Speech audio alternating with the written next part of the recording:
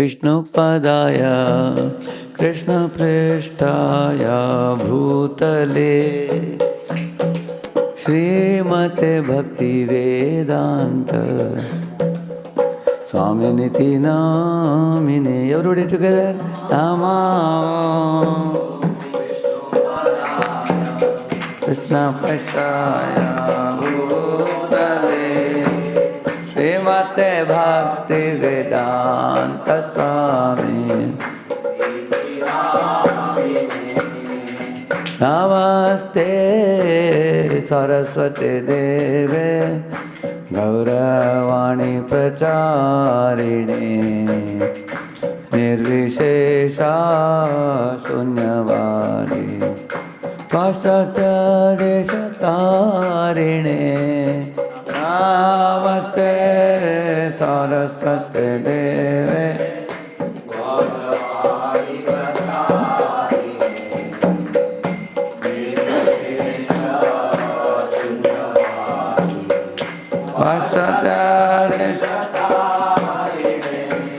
Shri Krishna Chaitanya Prabhu Nityananda Shri Advaita Gadadhara Srivasadi Gaura Bhakta Vrinda Jaya Shri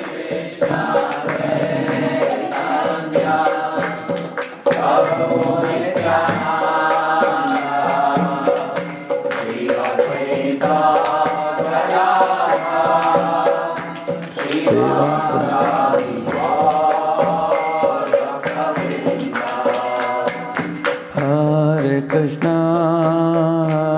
Krishna, Krishna Krishna, Hare Hare, Hare Rama,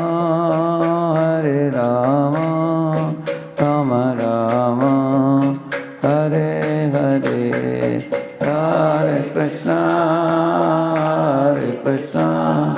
Krishna Krishna, Hare Hare, Hare Rama,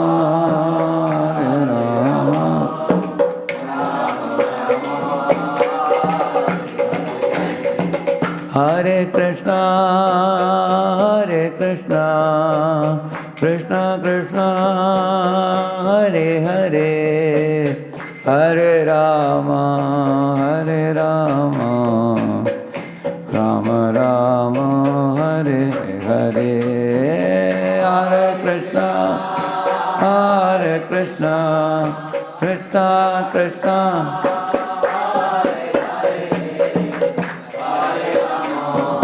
Hare Rama, Rama Rama, Hare Krishna, Krishna Krishna, Hare Hare, Hare Rama, Rama Rama, Hare Hare, Hare Krishna, Krishna Krishna, Hare Hare, Hare Rama, Rama Rama, Hare Krishna, Krishna Krishna, Hare Hare, Hare Rama, Rama Rama, Hare Hare, Hare Krishna, Krishna Krishna, Hare Hare, Hare Rama, Rama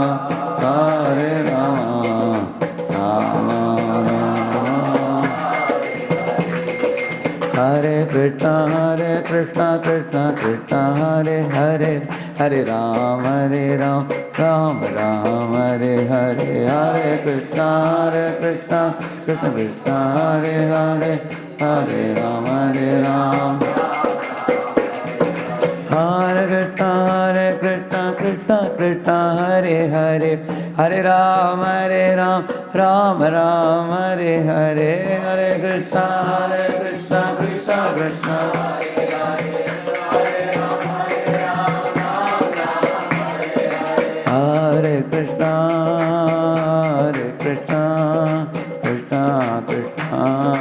Hare Hare, Hare Rama, Hare Rama, Rama Rama, Hare Hare, Hare Krishna, Hare Krishna, Krishna.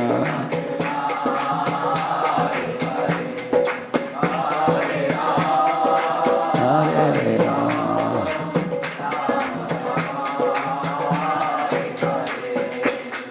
पावन हरिनाम संकीर्तन की अनंत कोटि वैष्णव वृंद की ओम तिमिरन्धस्य ज्ञानाञ्जनशलाकया चक्षुरुन्मीलितं येन तस्मै श्रीगुरवे नमः। श्रीचैतन्यमनोभीष्टं स्थापितं येन भूतले स्वयं रूपः कदा मह्यं ददाति स्वपदान्तिकं। वन्देऽहं श्रीगुरोः श्रीयुतपदकमलं श्रीगुरून् वैष्णवांश्च श्रीरूपं साग्रजातं सहगणरघुनाथान्वितं तं सजीवं साद्वैतं सावधूतं परिजनासहितं कृष्णचैतन्यदेवं श्रीराधा कृष्णपादान् सहगणललिता श्रीविशाखान्वितांश्च नमावों विष्णुपादाय कृष्णप्रेष्ठाय भूतले श्रीमते भक्तिवेदान्त स्वामिन्निति नामिने। नमस्ते सारस्वते देवे गौरवाणी प्रचारिणे निर्विशेषा शून्यवादी पाश्चात्यदेशतारिणे वाञ्छाकल्पतरुभ्यश्च कृपा सिन्धुभ्य एव च पतितानां पावनेभ्यो वैष्णवेभ्यो नमो नमः। जय श्री कृष्ण चैतन्य प्रभु नित्यानंद श्री अद्वैत गदाधर श्रीवासादि गौर भक्त वृंद। हरे कृष्णा कृष्ण कृष्ण हरे हरे, हरे राम राम राम हरे Hare Krishna. So we have with us today His Grace Damodar Sharan Prabhu and His Grace Shobha Kishore Mataji. They are here. So Shobha Kishore Mataji, where is Damodar Sharan Prabhu? Oh, Hare Krishna. I used to stay in your house, and just opposite to the Houston Temple. The Houston Temple has many houses within the campus. So Damodar Sharan Prabhu is a great book distributor. Mataji and Prabhuji are fully into services in the temple. In America, whichever devotees are living, touching the temple in the same campus, they are practically running the temple there. So you're in India for some time, Prabhu? Yes. Right. So you all know Ramachandra Prabhu and his good wife, This is Ramachandra Prabhu. Mataji, yeah. They were in Atlanta for some time. Now they are back in India here. We also have Lalitangi Radha Mataji from Charlotte. She's here? Yeah, she's there, yeah. Tangi Mataji, yeah. Charlotte, yeah. So she and many of her children, family members, they all have come also to Pune for a few days. She's originally from Coimbatore and now in USA now. So we will welcome these two families with three loud Hari Bols. Hari Bol! Hari Bol! So we write a very strong program every day. Yeah, correct. She gives? Oh. She writes the thinking coordinates and okay. Ajita? Okay. Okay. Oh. They have an online group, very active group in Charlotte. Very nice group. Yeah. This is a book called as. You all are able to see that book? What is the title?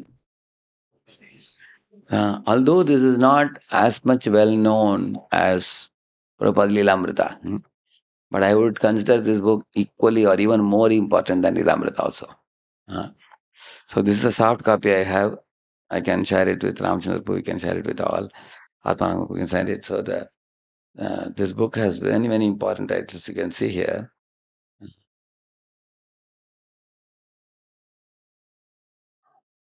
Beginning with appreciating Srila Prabhupada and Guru Parampara. How can we please Srila Prabhupada? Appreciating teachings that bear Srila Prabhupada's stamp, which means there are certain things unique in Prabhupada's teachings.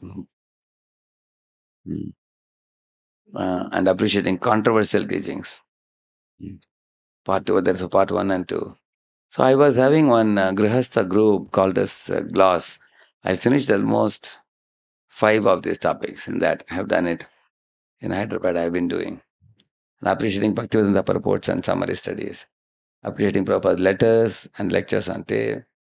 Prabhupada is someone dear to Krishna. Avoiding offenses to Prabhupada by misunderstanding Prabhupada. Srila Prabhupada and ISKCON. And serving Prabhupada in separation. Prabhupada's theology and Prabhupada's last lessons, how to die and how to love. Keeping Prabhupada's memory alive. So like that. And then appreciating Prabhupada out of personal affection and objective evidences. And then, we have to know what is misuse of Prabhupada's authority. In the name of Prabhupada, we should not misrepresent him. So this is the book with 17 titles. This is soft copy, like a Kindle copy. You can keep it with you in the computer and read also. It's a very, very important book. So these are the topics given by all of you. Last time I did this first topic. What is that? What first topic? Deepening Vaishnavas around in Krishna consciousness. So we discussed it last time. Now let us discuss the second topic. Somebody can read the second topic. Loyalty to Srila Prabhupada is more. Mike. Loyalty to Srila Prabhupada is mood and mission in changing times. How do we determine what is changeable and what is not? Difference principles and detail. If you read this book, this Prabhupada appreciation, you get this. You get it very easily there. It's very nicely explained this. Do this. So I will show you one of the chapters there in that book.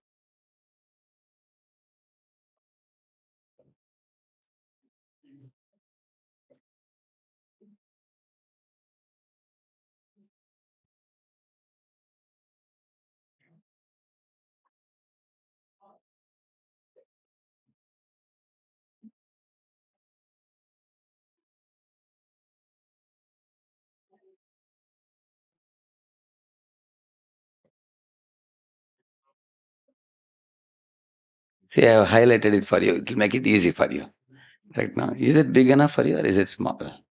I can make it a little more bigger for you. 1 minute. Is it all right? You can see now? Yeah. See, in our Vedic culture, pleasing the Guru is the conclusion of the philosophy. Therefore, we want to discuss how one can please Srila Prabhupada. So one should not approach Prabhupada only from a scholarly distance, but he should try to relate to Prabhupada as a Parampara Acharya Guru. So Lord Krishna is telling those who are directly my devotees are actually not my devotees. That Adi Purana shloka, you all know that. Those are devotees of my devotees are my factually my devotees, he says. So Lord Krishna himself, there is one verse in Bhagavatam which says, Shrutasya pumsam sujarashramasya nanvanja sasuribir iditorta tattad. I don't remember the third line. Unanushavanam mukunda padarvindam hridiyeshu yesham. The meaning of this verse is, Shrutasya pumsam sujarashramasya. This verse talks about Suribir means the devotees of the Lord. As much as we glorify Lord Krishna, if not equally, if not less, we should at least glorify the devotees of the Lord equally, it says. They deserve to be spoken about, like Prabhupada Leelamrita, or many other memory books of Prabhupada we read about, correct now? Many different disciples of Prabhupada have written. And each book brings out so many pastimes and cross-sections of Prabhupada's travels and pastimes. There's a nice book called as My Glorious Master by His Grace Burijan Prabhu. Yeah, beautiful book it is. He gives not only the pastimes, he gives lessons also below each. So, in that way, every guru has written some book about Prabhupada. You will see in ISKCON many of the gurus. My memories of Srila Prabhupada. Also, Brahmanand Prabhu wrote one book. What is that? You know that? Brahmanand Prabhu wrote one book about Prabhupada. Yeah? Swamiji, I think. Yeah. That's Gurudas Prabhu. Okay. And also, we had Shyam Sundar Prabhu wrote a couple of volumes, Chasing the Rhino. This one Giriraj Swami wrote. Correct. So, these are all glorification of Srila Prabhupada. So Lord Krishna himself exemplified the principle of pleasing his guru in his own relationship with Sandipani Muni. Both Krishna and Sudama had worked hard. You all know that. Krishna and Sudama brought the firewood, isn't it? So Bali Maharaj satisfied his spiritual master and therefore became strong enough to drive the demigods from the heavenly planets. And demigods became weak by offending the spiritual master, correct, no? They lost all their opulences by offending Brihaspati. One can get extraordinary power, especially in spiritual advancement, by pleasing the spiritual master. Bhagavatam 8.15.28, purport proposes. The blessings of the spiritual master are more potent than our own endeavors to advance spiritually. The Parampara system endows an individual with the original power coming down from the Supreme Personality of Godhead. The spiritual master can bless us to clear up our anarthas as soon as possible. The spiritual master can bless us and empower us to be able to preach and distribute Krishna consciousness. The spiritual master can bless us and empower us, and he can drive all our doubts and dispel our darkness in our heart. So therefore, one should seek the blessings. And then he's saying, Sutta Goswami was described by Shaunaka Rishi at Naimisharanya as being very submissive. What that was? Bruyuhu snigdasya shishyasya guravo kuhyamapyuta, he says. Bruyuhu snigdasya shishyasya means he is actually a, see the word snigdha is like a ghee. Huh? Ghee is snigdha. So he has a very sweet relationship with the Guru, which means he's a confidential disciple. Confidential disciple. That means Guru can trust the disciple, and the disciple has deep trust in the Guru. That is called as a snigdasya shishyasya. Like for example, one pastime comes to my mind. Lord Chaitanya told Sanatana Goswami that Akshnofalam Twadrisha Darshanam Ki Tanofalam Katrisha Twadrisha Gatra Sangam Jigvaparam Twadrisha Kirtanam Ba Tudurlabha Bhagavata Hiloke. Like that one verse he told them. He said, Sanatan, when I embrace you with all your boils in your body oozing, you feel very uneasy and unhappy. But let me tell you, the perfection of my eyes is to see a Vaishnava like you. The perfection of my ears is to, hear the glories of Vaishnava like you. My tongue's perfection is to glorify you. Like that he goes on saying. And then he says, Sudalabha Bhagavata Hiloke. He says, in this world, the Bhagavatas like you are very rare. And then Mahaprabhu goes off. Then Jagadananda Pandit Prabhu arrives there. And then Sanatan confidentially opens his heart to Jagadananda and says that, see, after even being repeatedly told by me, Mahaprabhu doesn't listen to me. Every day he comes and embraces me. I feel so unhappy because my body has boils. They are all oozing. And Mahaprabhu's golden complexion body, it just gets touched by my oozing liquid from my body. I feel so unhappy. Jagannath Pandit told him, then why do you stay here? Proceed to Vrindavan. He told them. Then Sanatan literally took that seriously and he started packing his luggage to go to Vrindavan. Then Mahaprabhu came the next day. He asked, hey, Sanatan, where are you preparing to go? And he said, my dear Lord, Jagadananda has given me a suitable advice that I should go to Vrindavan. And Mahaprabhu became angry on Jagadananda and said, hey, Jaga, who are you to give advice? Sanatan is like spiritual master of the whole world. Even I take advice from him. And how is it that you are ordering him to go? When Mahaprabhu was apparently admonishing Jagadananda Pandit, at that time Sanatan was telling the Lord, oh my dear Lord, you are giving Jagadananda Pandit the sweet rice of chastisement. And you are giving me the neem fruit of, respectful, formal dealing with. Like that he said. Mahaprabhu became very shy. But Mahaprabhu said, and Mahaprabhu actually said, "You are all like my children," he said. So the point is, Mahaprabhu felt different relationships with different people. So with some he felt a little formal, with some he felt very confidential. So Jagadananda Mahaprabhu felt, I can. And then Mahaprabhu told Sanatan also, you are also so dear to me, just like you are saying about Jagadananda. You know, you know, Mahaprabhu had once told Sanatan that your body belongs to me.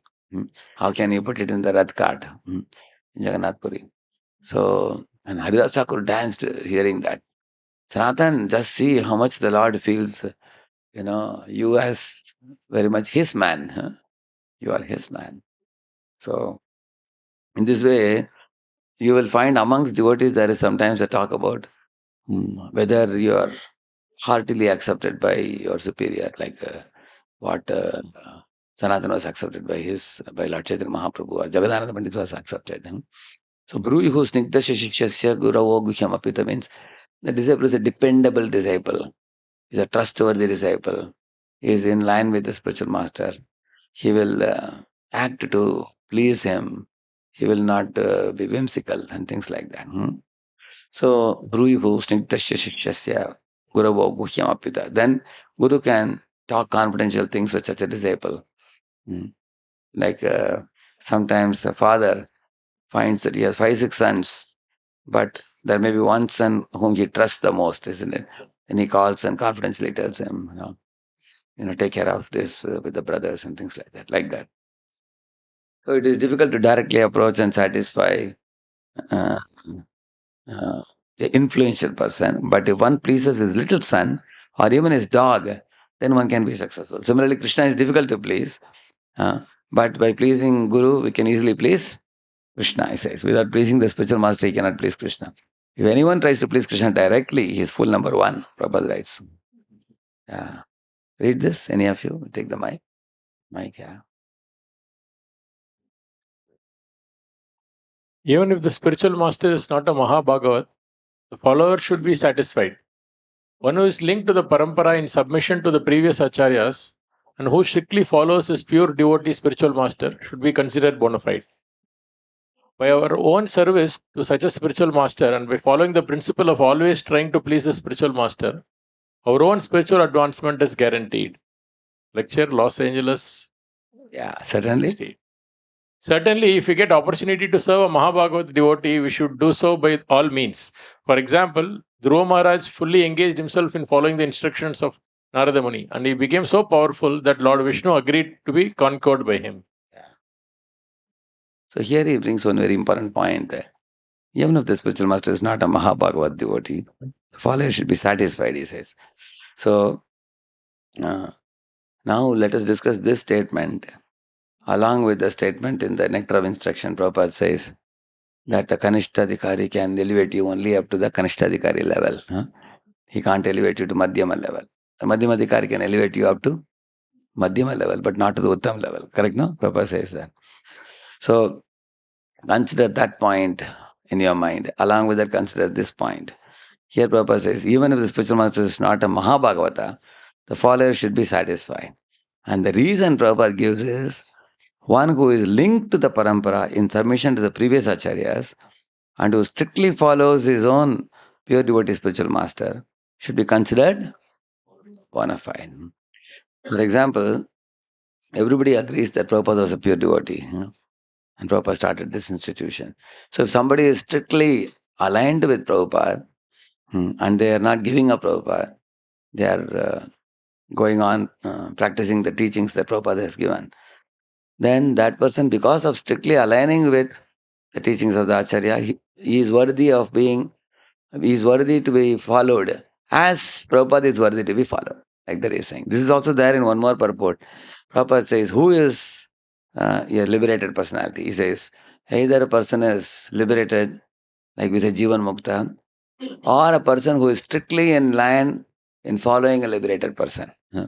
He is as worthy to be followed as following a liberated person, he says.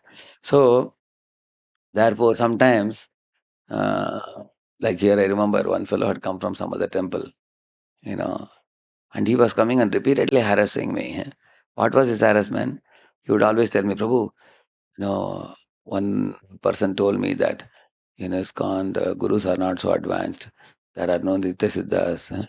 They are not liberated by people in ISKCON gurus. They are giving initiation, but you know, one person is, they are not in the platform of Nikunja, Ratikeli Siddhyai. They can't enter into the pastimes of Vrindavan. And although they may be followers of Prabhupada, faithful followers of Prabhupada. So if we take initiation from them, will I be able to enter Vrindavan? Will I be able to attain that Yogal Radha Krishna service? Mm. So then I told him, see, they are faithful follower of Srila Prabhupada. 40, 50 years they are following Prabhupada. And they are not giving up and going away. They are chanting the holy name.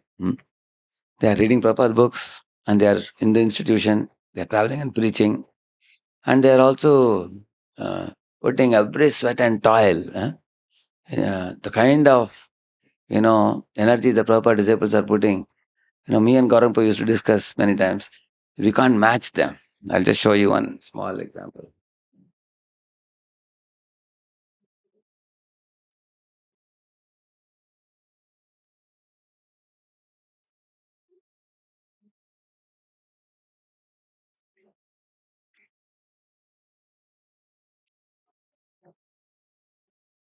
How are you? Very happy I'm very happy to be in Krishna consciousness. to be in Krishna consciousness. Mercy of Prabhupada.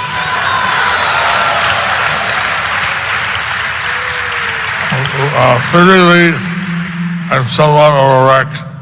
I'm physically somewhat of a wreck. Wheelchair bound, Wheelchair bound, cannot speak properly, cannot speak properly. liver and kidney I transplant, had a liver and kidney transplant, a stroke, a stroke. and now I'm doing therapy. Now I'm doing some For therapy skin cancer. for skin cancer. But I'm very happy, But I'm very happy. especially with this nice association. And I'm so glad to have all of your association. Hare Krishna. Hare Krishna. So I guess you have to quickly go and take your prasadam. I guess you all have to go and take your prasadam. You saw that, huh? Yeah. Yeah, correct. Recent one. So why I showed this?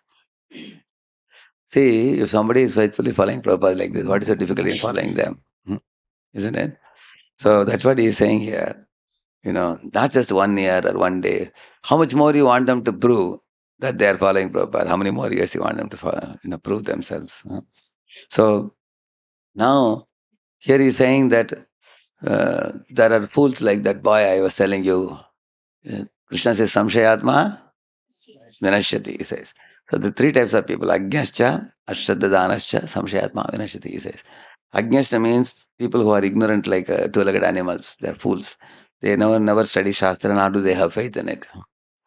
And Ajñascha, Ashraddhadana means actually they have studied scriptures, they even quote scriptures, but they don't have full faith. They think about, Matsya, Kurma, Varaha, Narsingha. Are all these things true? Or are these cooked up stories? They think like that. They are suspicious. Therefore, they become Mayavadis people. Then there is a Samshayatma. He knows scriptures, he quotes scriptures, he has faith in some portions of the scriptures. But he is not sure whether Krishna is the Supreme Personality of Godhead. He is doubtful about that. So in this way, a doubting soul perishes, Krishna says. And 9.3 also he says, Ashraddhadana Purusha Dharmasyasya Parantapa. So,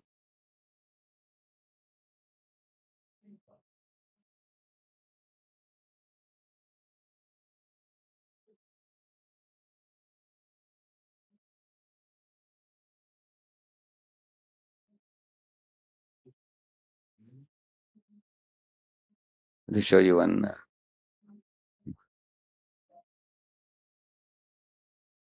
So, that is another verse. Ashraddhadana Purushasam Dharmasyasya Parantapa Aprapya Mam Nivartante Mrityu samsara vartmani.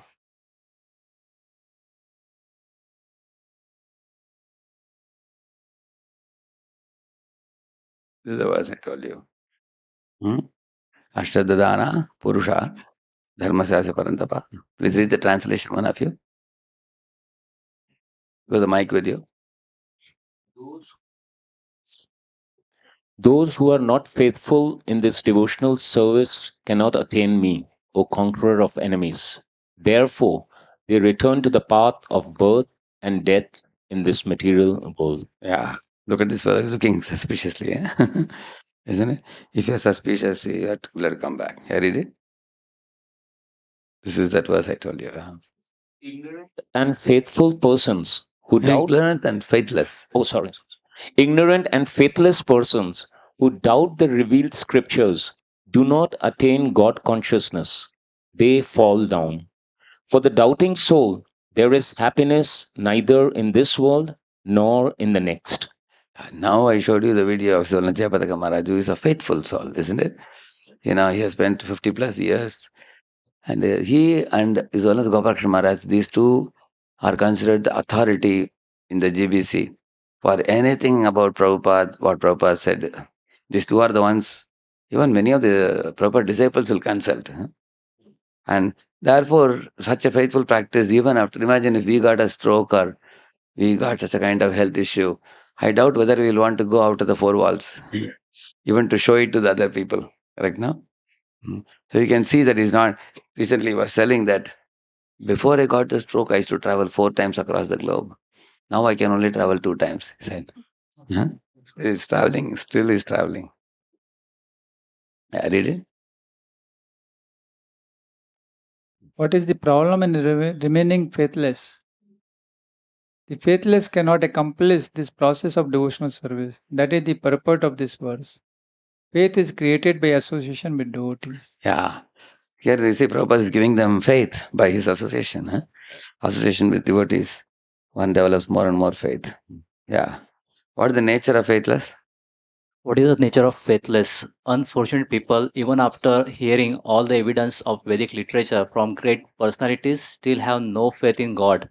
See, you have heard evidence from the Vedic literature and you heard from faithful people who are practicing the Vedic literature. Even after having heard all these things, still one is suspicious. Yeah. They are hesitant and cannot stay fixed in devotional service of the Lord. Thus, faith is the most important factor for progressing Krishna consciousness.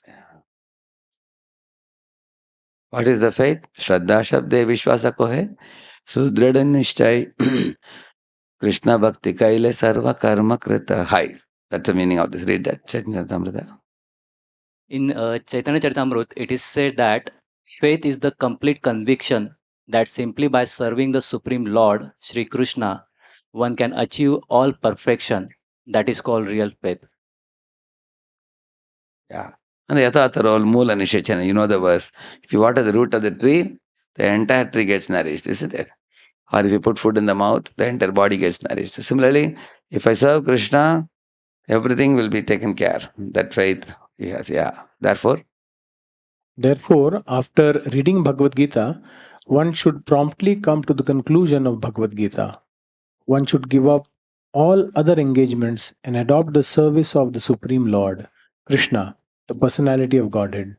If one is convinced of this philosophy of life, that is faith.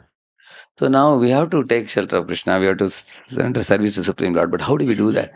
Because we are not directly in touch with Krishna. Therefore, the spiritual master becomes a very important connecting point for us. Because those who have faithfully served for decades, like our spiritual master, they have met Prabhupada, they have taken initiation from Prabhupada and they have served. So we have to be loyal to our spiritual master, and then our spiritual master has connection to Prabhupada, and then this way the whole connection is strong. So, and then Prabhupada talks about 3 classes of people. The third class, he says, are people who have no faith. They are officially engaged in devotional service, Prabhupada says. They cannot achieve the highest perfection stage. Most probably they will slip, he says. And then he's giving some example below. Some people come and apply themselves, but as soon as they are economically little well situated, they give up the process and take to their old ways again, he says. Like that he says. And then as far as faith and the scriptures are concerned, those are well versed in the literatures of bhakti, and those who have attained the stage of firm faith is called a first class person. So I had a doubt in my mind once. Sometimes our faith goes up, sometimes it goes down. Is it always like a sinusoidal wave? It goes and comes down. But there is a stage where your faith will not waver, and that is a Nishtha stage. Nishtha and beyond. So Shraddha, Sadhusanga, Bhajana Kriya, Anartha Nivritti, and then Nishtha. So till we come to Nishtha stage, one is doubtful about many things. One can doubt about ISKCON, one can doubt about Prabhupada, one can doubt spiritual master, one can doubt the process of chanting of the holy name. One may have, doubts about science versus spirituality. These doubts may come up. Sometimes you get faith, sometimes you are doubtful. Even in the presence of Prabhupada, like Purushottam, had suspicion, doubt, he went away. There are people like that. You will see. So, and there are those who had firm faith in Prabhupada. They were sticking on to ISKCON, going on. So here he is saying three classes of people: third class, second class, first class. Third class is the people, they come for some material motive. Once that material motive is achieved, what they will do? They'll go away. And the second class people have overall faith in devotees and spiritual practice. They feel that these devotees are good people. They are selfless people. They are godly people. They are working for Krishna. And in good faith, they come. And they may not have knowledge of Shastra so much. But they have faith in the devotees, faith in the process and everything. But they will not fall down, Prabhupada says, because they have overall faith. Eventually their knowledge will get enhanced and they'll become very sturdy in their understanding. And that will lead them to the first class faith. The first class faith is a person who has a firm, very deep understanding of the Vedic literature, especially literature on devotional service. Now we are all members of ISKCON society.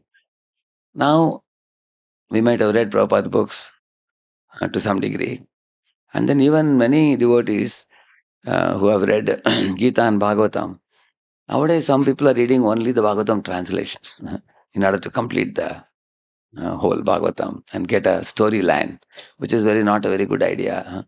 Because you may get the storyline, but that is not as important as the purport which Prabhupada explains for the shlokas. Even if you don't complete Bhagavatam, there is no problem. You can go slowly through the purports. Because the purports have the real thing, where you get direction from Prabhupada. For example, what does Prabhupada talk about, possessing money or collecting money? We are not like Mayavadis, we reject money. Prabhupada says, yes, earn money and engage it in Krishna's service. Prabhupada said, you give me crores of rupees, I have no problem. I can build a beautiful temple for Krishna. Correct, no? That is Prabhupada's mode. And like one devotee asked me, Prabhu, my friends are all insisting, why don't we do Chaturmas, 4 months? Grow beard, grow mustache, grow hair. Don't care about it. And eat only once a day, that too, whatever fits in your mouth. As big you can open your mouth. Only that much you can eat. And you put the food on plate, both hands have to tie like that. That is the only time you have to eat in a day, 4 months. 4 months is big. This Vishnu Panchak is on 5 days. Yeah, I'll tell about that. Now, when you follow this kind of, then I told him, probably some people are saying Bhaktivinoda Thakur says this, Bhaktivinoda Thakur says this. So I said, for me, what Prabhupada says is important, that's all. Prabhupada never told me you follow Chaturmas. In fact, he discouraged it. Prabhupada said, you just chant Hare Krishna, go out and distribute books. Do Harinam Sankirtan, go out and preach. Prabhupada did not appreciate keeping beard, and he said we are a preaching movement. We should go out and preach. So we have to know what Prabhupada wants us to do. Will you get that in translation? In purport, you will get his mode and mission. What Prabhupada says. Prabhupada has condemned Sahajiyas also. He says there are a class of people who speak very emotionally and they cry tears. They roll on the ground. We Vaishnavas, we don't do. And they sometimes wear saris. Men also wear saris like women. Saki Beki, if you see, they carry tulasi on their heads and dance wearing sari. Men. You must have seen in Bhaktivinoda Thakur's video. You must have seen. That's a movie. So Saki Bekis, you see. So We don't imitate the gopis by externally wearing the sari like a gopi. Huh?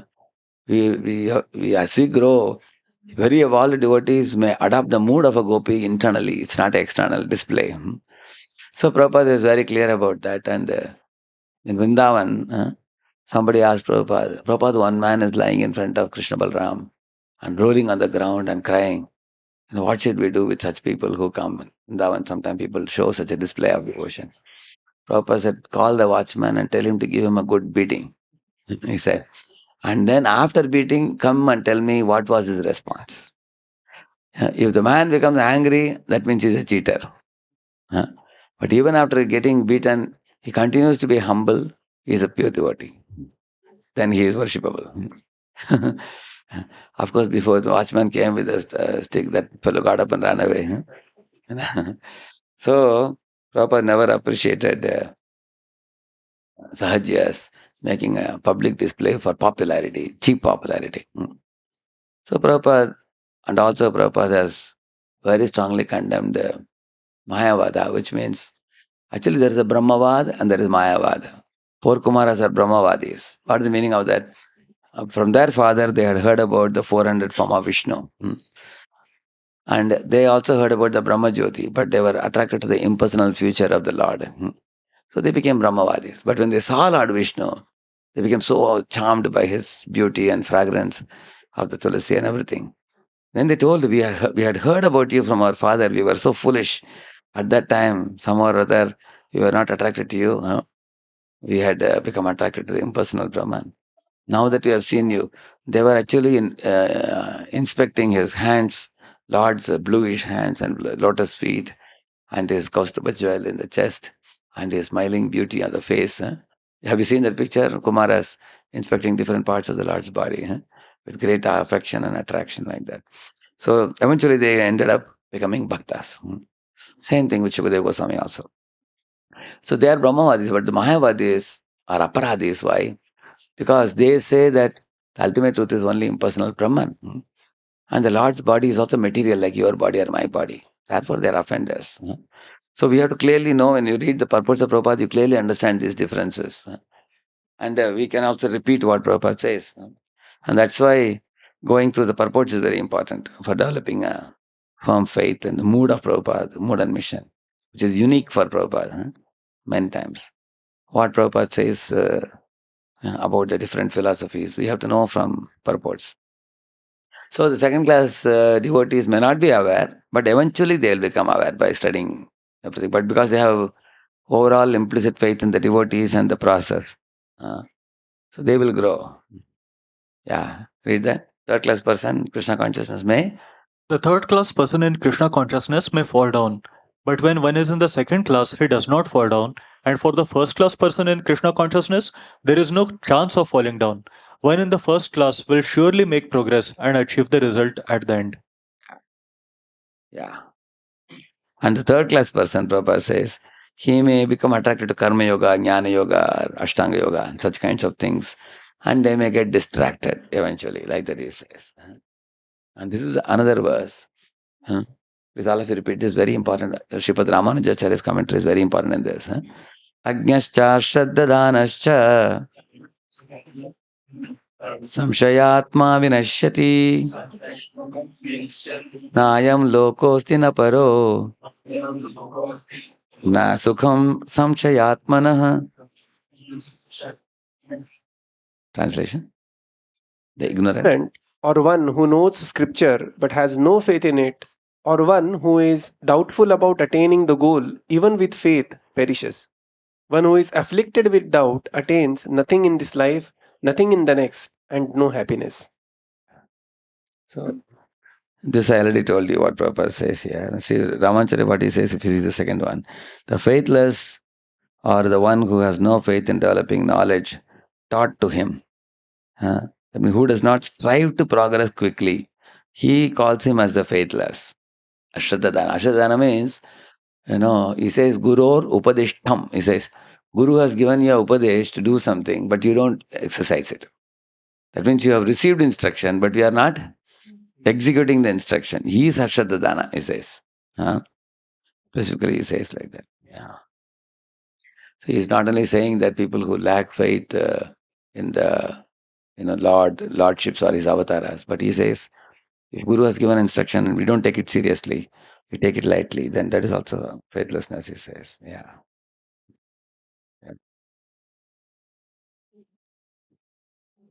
Okay, I want to show you something else.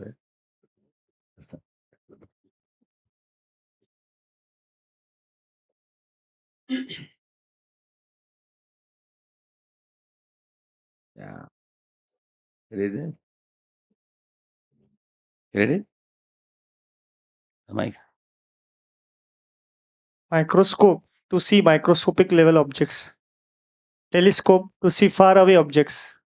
3D goggles to see 3D movies. Photographic plate to see X-rays. Photographic plate to see X-rays. But we need eyes of love to see Krishna. Yeah, correct, no? So, Premanjana Churita Bhakti Vilochanena, he says, no? So we need that Premanjan. So without Premanjan, we cannot see the Lord. So the goal of accepting a spiritual master and faithfully following in Guru Parampara is to get those divine eyes to see, and the spiritual eyes or the eyes of love to see the Lord. So one day we will come to the platform. But we need to faithfully practice the process of chanting the holy name and studying the scriptures. There are oftentimes lacuna or some kind of deficiency in our approach to spiritual life. In our that's what I was planning to speak about today.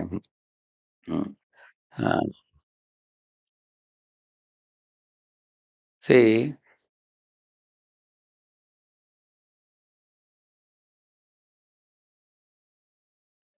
even if the spiritual master is not a Mahabhagavata, the follower should be satisfied.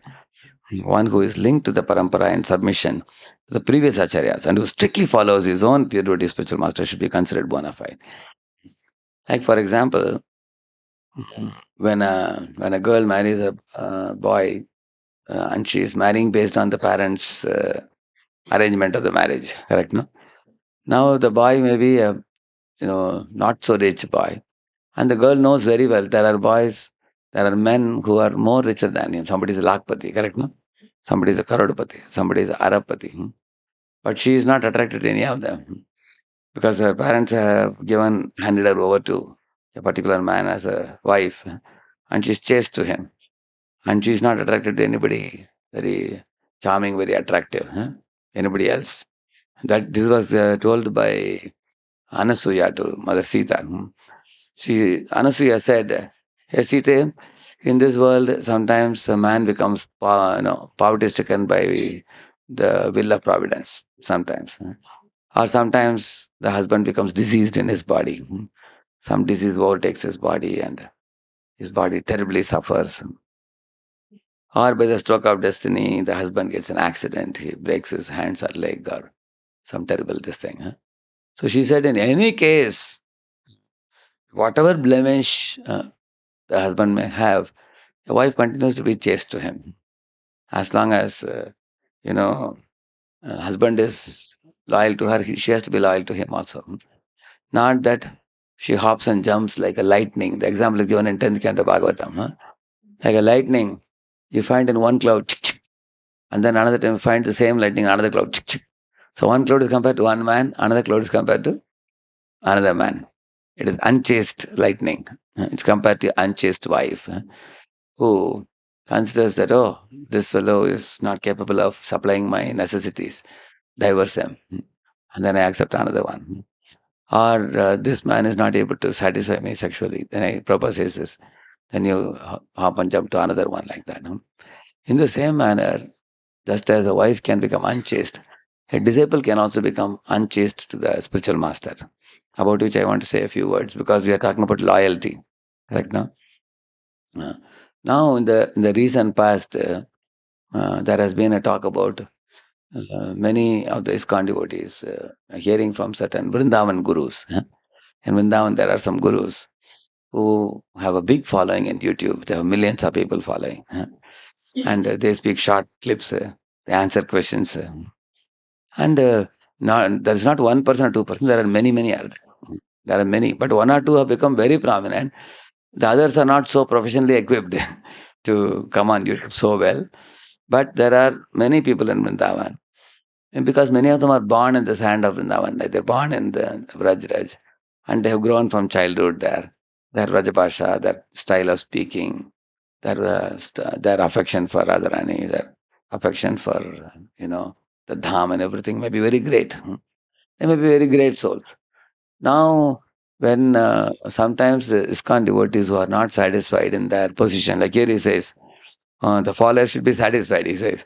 Somebody is not satisfied in their position, then they stick their neck out of the window to do guru shopping, you call it. Guru shopping. You go for guru shopping. That's like in the Kali Yuga is the age of shopping. Isn't it? Shop and shop until you drop.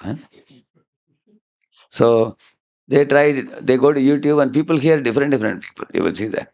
They click this, hey, who is this fellow? Who is this fellow? Who is this fellow? What he says, what that fellow, and they will not follow anybody. They'll hear multiple people, they will not follow anybody like that. Now here comes a very important question. Whom can we hear on YouTube and whom should we not hear? For example, let us assume that a ex-devotee hears from those kind of, some popular Vrindavan gurus, who are from either another sampradaya, or we don't know whether they are properly in sampradaya also sometimes. We don't know. And if somebody hears them, especially I'm talking about leaders, I'm not talking about common devotees. All of you here are leaders. So when a leader hears this, what happens is, you will definitely appreciate something in what you heard. And some example will be very striking for you, and you will note down. And then imperceptibly, when you are giving lecture, it will come out of your mouth. And people will say, wow, that was a brilliant example. Prabhu, where did you get that from? What is the source? And then you will be forced to tell. So I'll tell you one true story of one devotee. There was one ISKCON devotee who was attracted by his holiness, Premanand Swami Maharaj in Vrindavan. And he used to hear his lectures. In the COVID time, he started hearing short clips, bigger clips. And he was eventually charmed. So he had about 200 devotees congregation he was taking care in one of the temples. And he started sending those clips of that Maharaj to his counselees, his people in his care. This devotee was a good preacher and he was a good cultivator. And people liked him as a leader. Started sending these short clips. And people said, oh Prabhu, this Maharaj also is in ISKCON only, they asked him. Then he said, no, he's Hit Harivamsh, another this thing. Now, in His Holiness Premanand Swami Maharaj, his speech is very pure, a very, very exalted soul. Many years, I heard that 18 years ago he had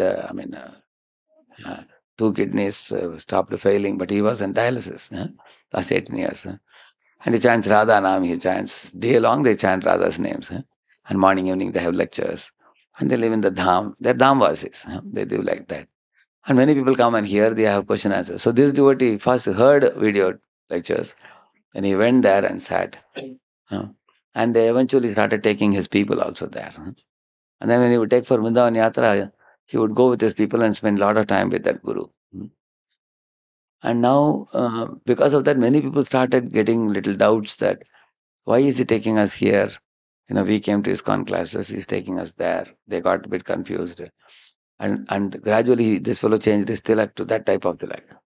Big tilak also. And he started giving up chanting Hare Krishna, and then he's chanting Radha Nam. Radha, Radha, Radha, Radha, that kind of thing.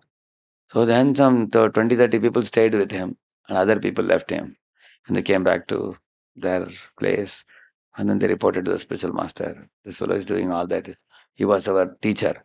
But now we are affectionate to him, but then he is going in some other direction. Now we don't know what to do. We are confused. And the guru said, okay, you continue practicing. So now why people do like this? The reason is, many of the people want quick results in spiritual life. They want to feel some emotional relationship with Radha and Krishna, or they want some darshan of Radha and Krishna. They want something quick, as quick as possible. This is one thing. Another thing is, people want some association of some very exalted soul. So, like we say, Pauncha hua, we say, no? That kind of people. They think our what is our local preachers? They are all just bookish knowledge they have. They just read books and tell us, you know. And but these people are realized souls. They speak from the heart. They are living in dham, and they are doing so much tapasya. Our preachers, ISKCON preachers, even we can read and speak also like them. We think. So now, how do we see this? And how do I see it? I'll tell you. The kind of tapasya that ISKCON devotees do is far more difficult to do than even living in the dham also. Because you have to live in the heart of the city. And you have to live in the headquarters of Maya. All around you see, like when I go to America 3 months ago, you can see there, the Maya is at its peak there. Men, women are so scantily dressed there. And all kinds of nasty things will be visible to you. So to think of a typical ISKCON devotee who is living in the heart of the city as a brahmachari or as a sannyasi, living in the heart of the city, and then he is tolerating all the polluting vibrations of the city. And in the order of Prabhupada and the order of the Guru, he is propagating Krishna consciousness. It's not an easy job. You live in the dham, dham itself has a very high spiritual potential that supports you, and there is hardly any maya for you there. You have your bhajan. Bhajan is your main activity there. Another thing, think about it. ISKCON is not an organization where there is one guru at the top and he has his following, and then when that guru is gone, everything collapses. It's not like that. ISKCON is an organization. You can see when Prabhupada was on the planet, we had 108 temples. Now we have 800 plus temples. And these are temples. Each temple has, so many namahatas, so many extension centers, preaching centers. The total will be several more than 2,000-3,000 it will be. So this kind of expansion was possible. How? Because Prabhupada made this GBC organization. And ISKCON is providing facility for millions to come and take darshan, correct, no? Darshan in the temple, and 60 crore literature has been distributed, correct, no? So, if you have one small bullet with you, if you throw it on somebody, nothing will happen. But you put it in a gun, you shoot it, then it will have effect. And the gun is ISKCON. ISKCON is like an organization. Without the organization, that impact will not be great for a longer period of time. Now there are many gurus you find nowadays. The world has seen they are there. When they are there, they are wonderful. When they are gone after that, they don't have a successor next to them. Once they pass away, then that whole crowd dissipates. Because they don't have any other next role model to see. But ISKCON is not like that. Now when Prabhupada left the world, he made so many GPCs. And then you will find there are the 95 gurus in ISKCON who are in good standing. And there may be, 10 of them who might have, 10, 12 of them might have given up the sannyasa order. But they also, you can't say that they are finished totally. Like you see, Harishori Prabhu, for example, he was Prabhupada Swami. When he became Harishori Prabhu, later on he produced 6 books on Transcendental Diary, correct? No? Is it not a masterpiece? Such work he produced. Shamsundar Prabhu, Brahmananda Prabhu. When these people gave up sannyas, I don't see that they lost anything. Most importantly, they didn't lose their love for Prabhupada.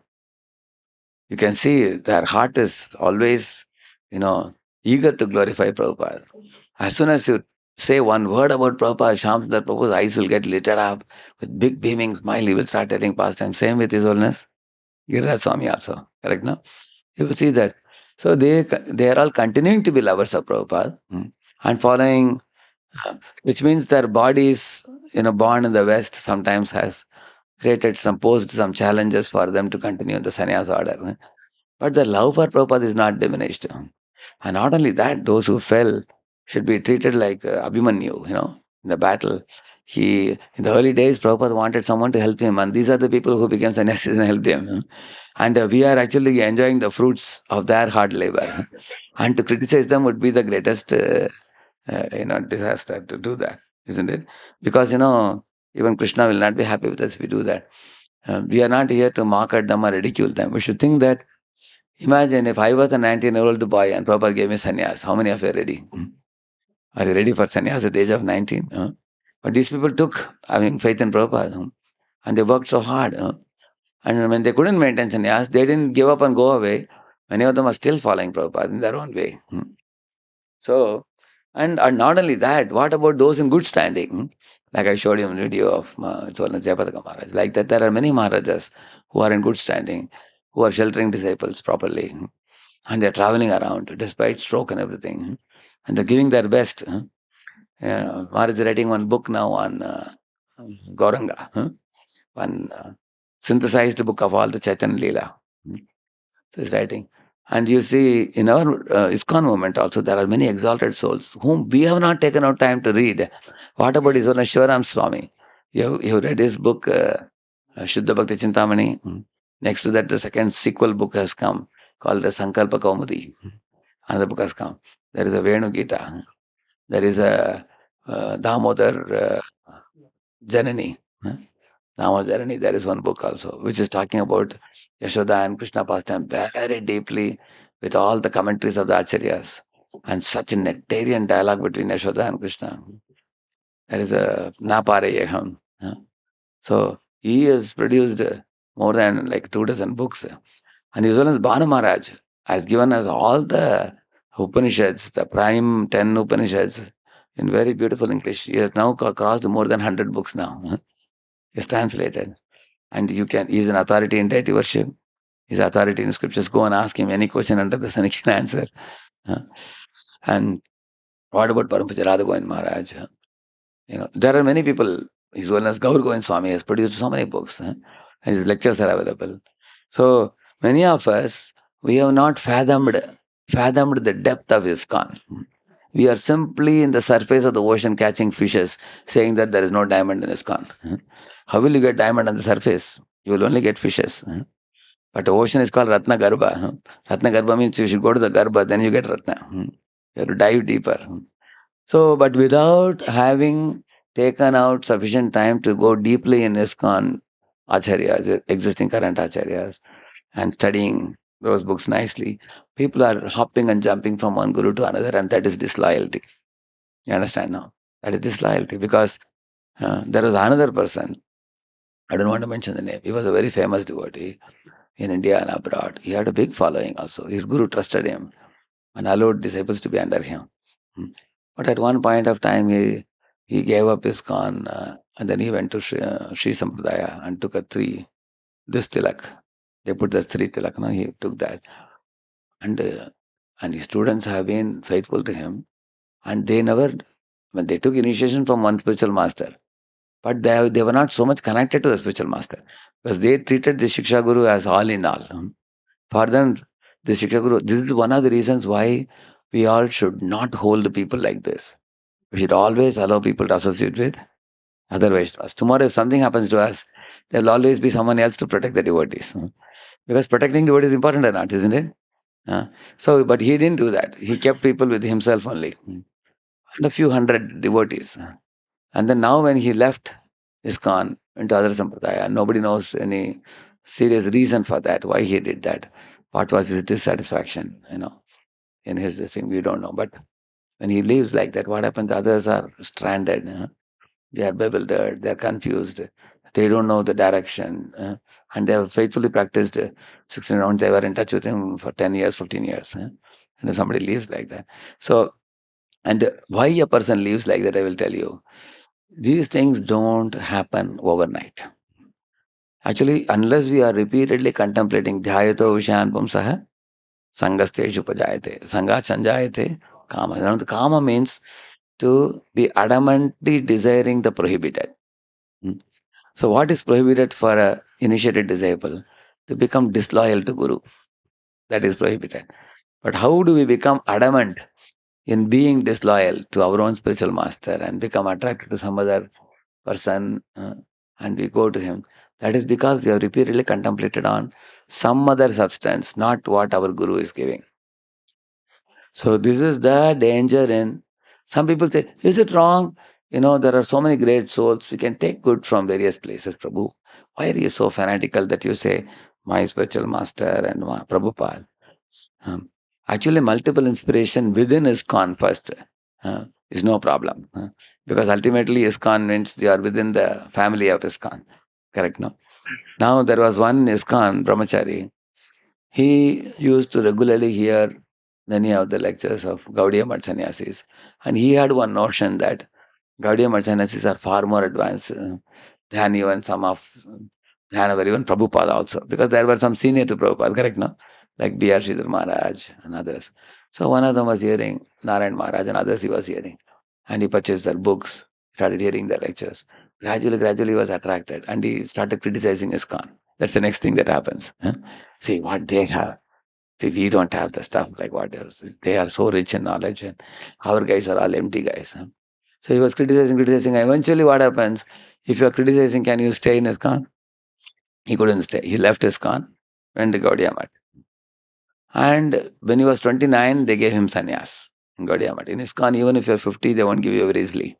There's a lot of procedure. At the age of 29, they gave him sannyas. And what happened? 2 years he stayed in Gaudiya Math, 30, 31. Now he felt that the enjoyment I got in ISKCON, I am not getting here. Because here what happens? The brahmachari sannyas get up in the morning, they do the puja for the deities and they chant many rounds and they dance in front of the deities. They cook nice prasad, offer bhoga to deity and eat prasad, and they have some people visitors to the temple. There are many widows also you will see in the dham who come and go. But the preaching is not very vibrant. There's not so much preaching there. And he started feeling, oh, in ISKCON I was doing this, I was doing that. And the number of devotees are also big number I was associating with. So he found ISKCON is very colorful. Here it's like single color. Here I'm not feeling that joy of multiple activities. Because honestly speaking, all of us have passion. There is no doubt about that. And we want to vent out for passion. And as ISKCON is such a beautiful organization, everyone's passion is vented out spiritually. And by that, what happens? Those who want to jump and dance, they get chance to jump and dance. Those who want to beat that jambe, they can beat the jambe if they want. Those who want to cook big patela prasad, they can cook also, isn't it? Yeah. And same with Prabhuji's, Mataji's. And in ISKCON, there are several shades of devotees also. There are, I don't want to mention specific names, but the idea is different levels of devotees are also there. And according to your level, you can get connected associations, correct, no? If you are in this level, you get this level of association. If you are in this level, you get. And ISKCON is a big family. All over, anywhere you go, ISKCON centers are available, you can connect. So then he decided, I'll go back to ISKCON. Then he left Gaudiya Math. People, he fought with them. He said, no, I'm not happy here, I'm going. So they repeatedly persuaded him. He didn't listen to them. He came. But in ISKCON, when he came back to his parent temple, they said, hey, don't come here. You have taken sannyas there and coming. You are not mature enough to take sannyas and we can't accept you. You have gone to that organization, now you stick there, they said. Now he became like Trishanku now. Na Garka, na Gatka, not there also, not here also. He became in between like this. So this is the problem of disloyalty, you see. Impatience, disloyalty, and wanting quick results, instant solutions. So therefore, first of all, we are in a society, we have taken initiation. Have I delved deeply into my spiritual master's lectures, his teachings, his instructions? Sometimes you may feel that, I already know what he says. I know what is he going to say. If we find lectures and Prabhupada purport superficial, that is due to our offensive outlook, or oftentimes because we don't delve deeply and contemplate on them. Actually, I am doing one program called Bhaktavali for the US devotees. Early morning I do, 3:30 to 4:15 I do. We just take one purport only. And then I highlight the purport with multiple colors like this, blue, yellow. As the theme changes, I will change the color also, like that. And then 2 days I do, Thursday and Friday. So Thursday I will speak on that, 45 minutes. And Friday they all will supply points. We do like that. We churn it completely. And lot of wonderful things come up, powerful things. And these are called golden purports. They're called golden purports. Now I have started from the first canto. Now I am in the second chapter now. I am going to do the whole Bhagavatam like this. Just keep the best purports of Prabhupada, take it and then churn it with the devotees. And amazing pearl-like realizations will come out from that. And that type of study from a multiple angle, you'll be thrilled when you see the devotees, how they see the Prabhupada purports from various angles, and nice discussions will emerge. And we can corroborate one Prabhupada purport with another purport of Prabhupada, which he says in another place, So this kind of study we do, it becomes enjoyable. Also, Prabhupada says, see, if I am giving lecture in this hall, assume that there are no devotees here. Will I have joy? Will there be any fun? But if there are devotees who are listening and who are reciprocating, then you get fun, you get joy. In the same manner, Bhagavatam study also sometimes, if one takes a Prabhupada book and reads alone, one goes to sleep sometimes. But you join a study circle or a group, study with devotees, different devotees read and they explain and you hear. That's very enjoyable. Parasparanu katanam pavanam bhagavati yasha, as it is said. So we have to try to dive deep in Prabhupada's purports, because many Prabhupada disciples, how much are they deeply appreciating Prabhupada's purport? Is it not true? Gauragovind Maharaj, he has spoken so many advanced things, but he says, I can show you everything is in Prabhupada books. Huh?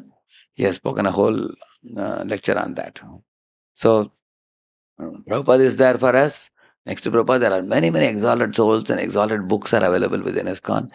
And we should keep our Lakshman Rekha within that. We should stick to that. And in case we want to refer to another authorized sampradaya, because Prabhupada drew considerably from Ramanuja, Prabhupada says that also. Prabhupada says in the Achintya Vedabheda Tattva, that our philosophy is very close to Vishishtadvaita of Sripad Ramanuja. So you will find striking similarity in many of the Prabhupada's teachings and Ramanuja's teachings. And in Ramanuja Sampradaya, they teach us Vaishnava Seva. Therefore, even my spiritual master, when he went to South India, he spent considerable time explaining Ramanuja Sampradaya and also many, many characters from there and many lessons, because his whole intention was to teach us how to learn Sadachar from them, how to serve the Vaishnavas. That is one of his heart. So he took our time to elaborate on that. And we can definitely learn that. There is no problem about that. But at the same time, we should not become critical of the current acharyas or the deficiencies in ISKCON, or we should not. Also, for example, if you see our acharyas like our Goswamis, 6 Goswamis, and then just Vishwan Chakravarti Thakur, Baladev Dyabhushan, there are so many, Narottam Thakur, Shyamananda Pandit, Srinivas Acharya. Each of them is like a universe. There's so much. You go to the Acharya's books, if you see, each Acharya has written so many books. Have you read all of them? If you read all of them, your lifetime will not be enough. So much is there, isn't it? And when the more we dive deeper in the first Prabhupada books, first 10 years, you read Prabhupada books and go deeper in that. And then once you're confident, then you are going to Acharya's books, our own Acharya's books. Go deep in that. There is a Laghu Toshni by Jiva Goswami. There is a Brihat Toshni by Sanatana Goswami. There is Sarartha Darshini by Vishnu Chakravarti Thakur. Krama Sandarbha by Jiva Goswami also, one more. Or selected verses like that. Then you also have Bhavarta Deepika is Sridhara Swami. So there are so many commentaries given by our acharyas for the same Bhagavatam verses. So this is the correct direction, because first you read Prabhupada and Prabhupada is telling you to refer to these acharyas. And you are referring to those acharyas on whose order? Prabhupada order. Then you are loyal to Prabhupada, because you are doing these things because Prabhupada has told you. Prabhupada has authorized even Vallabhacharya's commentary, you know that? Prabhupada quotes Vallabhacharya's name also. Then you can read Vallabhacharya's, like Harishauri commentaries is coming in Vallabhacharya Sampradaya. We can refer that, we can quote that, because Prabhupada says that. So Prabhupada is our founder Acharya for ISKCON. So his position is very special. If you put all the Acharyas, say Bhaktivinoda Thakur, Gaurkis Babaji, Bhaktivinoda Thakur, and Prabhupada when you put, then the Prabhupada stands out for us. Because why? He is our founder Acharya for ISKCON. Similarly for Gaudiya Math, who stands out? Bhaktivinoda Saraswati. So they will stick to what he has very strongly taught. So they have to go deep into what Bhaktivinoda Saraswati wanted. Similarly, we have to go deep into what Prabhupada wants. Therefore, this book is important, Prabhupada appreciation. This book is, therefore it is very important. If you have to know, in Leelamrita you read many Leelas and you get inspired by Prabhupada. Whereas in this book you learn exactly what Prabhupada wants, and he is not saying on his own words. He is simply quoting from Prabhupada's purports, letters, based on that only he is explaining. And by doing that, what will happen? If you dig in one place, you will get water. If you dig in dozen places, will you get? You will not get water. So if my faith in Prabhupada becomes very deep, then the rasa will start coming. Oh, Prabhupada is so wonderful. Actually, we'll develop feelings for him. We will develop, same with our spiritual master also. You can develop feelings for a spiritual master. Once that feelings develop, then you don't care for what other people say. Many people may be foolish, saying so many things, bewildering and confusing many things, but you will not get confused because you have gone deeper and you developed a very firm faith, rigid faith in Prabhupada's words.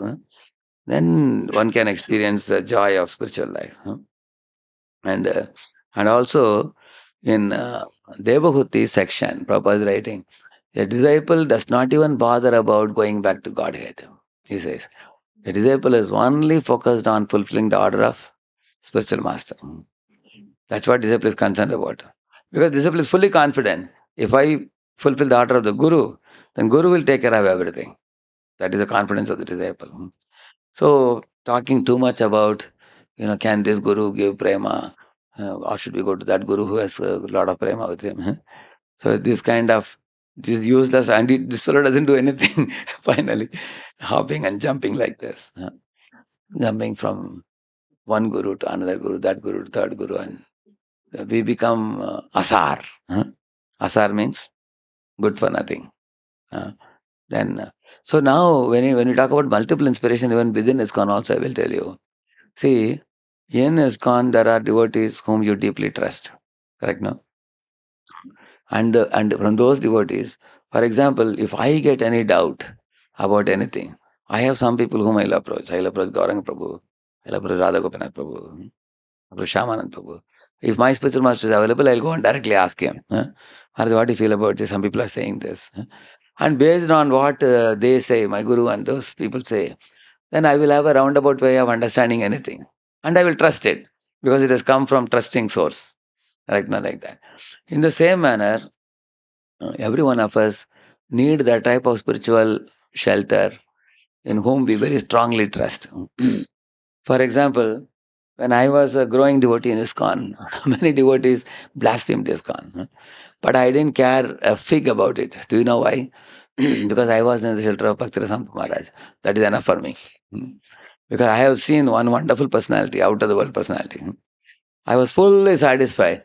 And although many people on the side were pricking me, pinching me, ISKCON is very bad, they have this problem, that problem, still I shaved up and joined. Because I was fully confident. There is one person in ISKCON, maybe you guys had a bad experience. What can I do? I got a good experience. Because for us, ISKCON means a person. Somebody in ISKCON in whom we very deeply trust. So, and that is many senior devotees as well as the spiritual master also. So it's very important to have that implicit faith because that strong shelter will give you a sense of belonging. And that sense of belonging will give you pleasure, safety, shelter, security, being loved, being wanted, being cared, being protected. All those things will happen when you are very strongly sheltered. And like, if you are anchored, if the boat is anchored to the seashore, it will not get swept away by the wind. But if it is not anchored, it is going to be swept away. So this is what has happened to some people. And they have not invested time to understand their Guru and Param Guru Prabhupada. They have not invested time. And they have been hopping and jumping in YouTube, this Guru, that Guru. And finally they got nowhere. They got misled. Now what happens when a person leaves ISKCON and goes to another place? From a distance, everything looks nice. Correct, no? When you go near, then they have their gati vidhi, they have their deficiencies. Everywhere you go, everywhere there are problems and good. Correct, no? Good and bad will be there when you go near. Then you want to come back to ISKCON, you cannot come. People will say that you have become a deviant now. Don't come. Then it creates so many complications, problems. So now who can hear the lectures by very exalted other parampara people? If somebody has become very firmly rooted in Prabhupada and Guru Parampara, and he has no scope of deviating, he has touched the Nishtha stage, or he is beyond Nishtha stage, then if he hears other people, like he says, Vishadapi Amritam Grahyam Amedyadapi Kanchanam, who says that? Chanakya says that. Then they will know how to take the sar. They can collect the nectar. Prabhupada can even quote from Radhakrishnan also. Radhakrishnan gave one very good quote on education, which Prabhupada quoted. Prabhupada liked it. He said the education is simply producing barbaric animals. They are not modern education. Prabhupada said, very good, Radhakrishna is very intelligent. For that he appreciated. On the same Radhakrishna, when he said, Manmana Bhavat Bhakta, here punch. Prabhupada, correct, no? See here, what is bluffing here? Huh? He's saying that don't surrender to Krishna. That means, see, Prabhupada can know what to take and what to drop. Huh? What to pick and what to drop. He knows the difference. You imagine somebody goes to, washroom and, suddenly your gold ring fell into the commode, isn't it? And you find it is in the midst of stool. Will you take it out or not? So some of our devotees said, no, I will not take it. You will 5 lakh rupees, what you will do? So then they said, then I don't know, Prabhuji, how I can afford to lose 5 lakh rupees. Gold ring started with diamond also. I will take out with a stick. You're saying, if you put a stick, it will go inside. Then what you will do? See, you take it out and then you wash it. You wash your hand with soap 10 times if you want. After that. But you will take the gold ring. Similarly, sometimes even from a Mayavadi, Prabhupada is able to take something good. You will see that. He will appreciate that point. Hey, Prabhupada says, when I went to America, there was some Ananda, Prabhupada says, some Nikhilatmananda, somebody. He told me, Swamiji, you have come at the right time to America, he said. Because the hippies are frustrated with the hippie culture and the Vietnam War, and they are into drugs and everything. They are burnt out now. If we can give them the juice of bhakti, it's likely that they will take up. One man, Ramakrishna Mission Guru Sannyasi told Prabhupada. Prabhupada quotes that one place. That Swamiji said, it was the right time. Yes, it was the right time. I came at the right time. So Prabhupada doesn't mind sometimes even quoting such people if they are right. And at the same, like when Prabhupada was in Chattikara, Vrindavan, he saw a Mayavadi sannyasi coming in the opposite side. And Prabhupada, said, Hare Krishna. Prabhupada said that. And he said, Om Namo Narayana. He said like that. Prabhupada's disciples were not saying Hare Krishna. They said, I am Mayavadi. They had a hatred for him. And Prabhupada said, hey, he is a sannyasi. Sannyasis are liberated souls. You should wish them. How can you not wish? But Prabhupada, you only said Mayavadi, Krishna Paradi. Hey, we can respect an ant also. If an ant can be respected, can't you respect a human being? Everybody, they all can be respected. So Prabhupada was very amazing personality. So, now I will tell you what happens when a person hears from other people. One thing already I told you. You will tend to quote those things. Like many of you have heard me speak so many lectures. I have about almost 3,000 lectures, 3,000 lectures. But you will see that I don't have many things from outside. I will speak always, you will see I will speak from Prabhupada only. Because you keep reading it, that's what you will speak. Is it not true? Is it not safe? Correct, no? To remain within the region. If you read too many other things, sometimes in a lecture you tell too many things, the focus is lost. Many times. You quote some sportsman, you say, some this player, you say. You tell about something in this country, that country. And then people say, Prabhuji, aaj bahut maza aaya. Your talk was very enlivening, interesting. But aap kya bolna chahte hain? What do you want to say at the end? There is no one main theme only. Very nicely entertain the audience and say, Granthara Srimad Bhagavatam ki jai. Isn't it? Are we here to entertain? Are we jokers? Are we entertainers? Actually, I see that many devotees have a tendency to find out how I can get some new information which nobody knows. So that my Bhagavatam class will be appreciated. So are we speaking Bhagavatam only for appreciation? Like the today's topic I am speaking is an alarming topic. Whether you appreciate or not, I know it's good for you. Therefore I am speaking. Correct, no? It's good for me, it's good for you, it's good for all of us. So ultimately, the medicine cannot be avoided.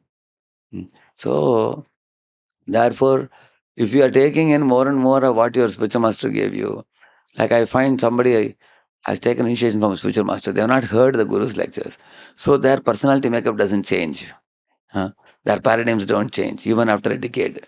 Why it's not changing? Because they are, first of all, not hearing regularly and not making some sutras from the lectures and not making a sincere effort to implement. Then that becomes third offense, is it not true? Guru Rabhajna. That means you neglect the spiritual master and then you are hearing all kinds of entertainment things. So we may look like wonderful devotees wearing tilak and we may wear Vaishnava dress. But we have to ask ourselves, am I behaving as a proper devotee? Am I drawing support from those who are my well-wishers. Guru is my well-wisher. So we have, and if you're doing that, all these complications won't happen. Otherwise, I'm hearing from here, I'm quoting, then I'm quoting that Vrindavan, somebody, then people also get bewildered. That's one thing. Because you are a senior person, people take you seriously. Correct, no? People think that if that senior devotee is doing, why can't I do? And like it is said, a kangaroo jumps one step, the baby will jump 16 steps from inside. You have seen that. So you do one small mistake and the other kids will do bigger mistakes also. Like, some people are so naive in this congregation, they directly go to Vrindavan and take initiation, come back from some guru. Some guru is giving initiation for a lot of people, they take initiation, come. And they come and tell that preacher, Prabhuji, mujhe diksha mil gaya hai. Because you will take all IDC and all that, it will take time. I thought easily. You take and come. They have taken. It happened with one family. Yeah, they went to Prabhuji, हम ऐसे यात्रा के लिए गए थे, वृंदावन में कोई गुरु दे रहे थे, हम ले लिया हमने. So that family is saying that they thought that Diksha means you can take from anybody, anywhere. Somehow or other you should have the rubber stamp to go back to Godhead. Like that they are thinking. Yeah, anybody gives anything, accept. Isn't it? Like one fellow called me from Vrindavan, one of the congregation member. Prabhuji, इधर ये महाराज दे रहे हैं, ये दीक्षा दे रहे हैं. मैं सोच रहा हूँ अभी, कितना साल जिएंगे पता नहीं. मैं ले लूँ क्या? So he was asking about ISKCON Swami only. I said, Arey, you told me in Pune you are aspiring from X Guru. Now you are saying you want to take from Y Guru. No, but whom do you want to take from? सब चलता है प्रभु जी.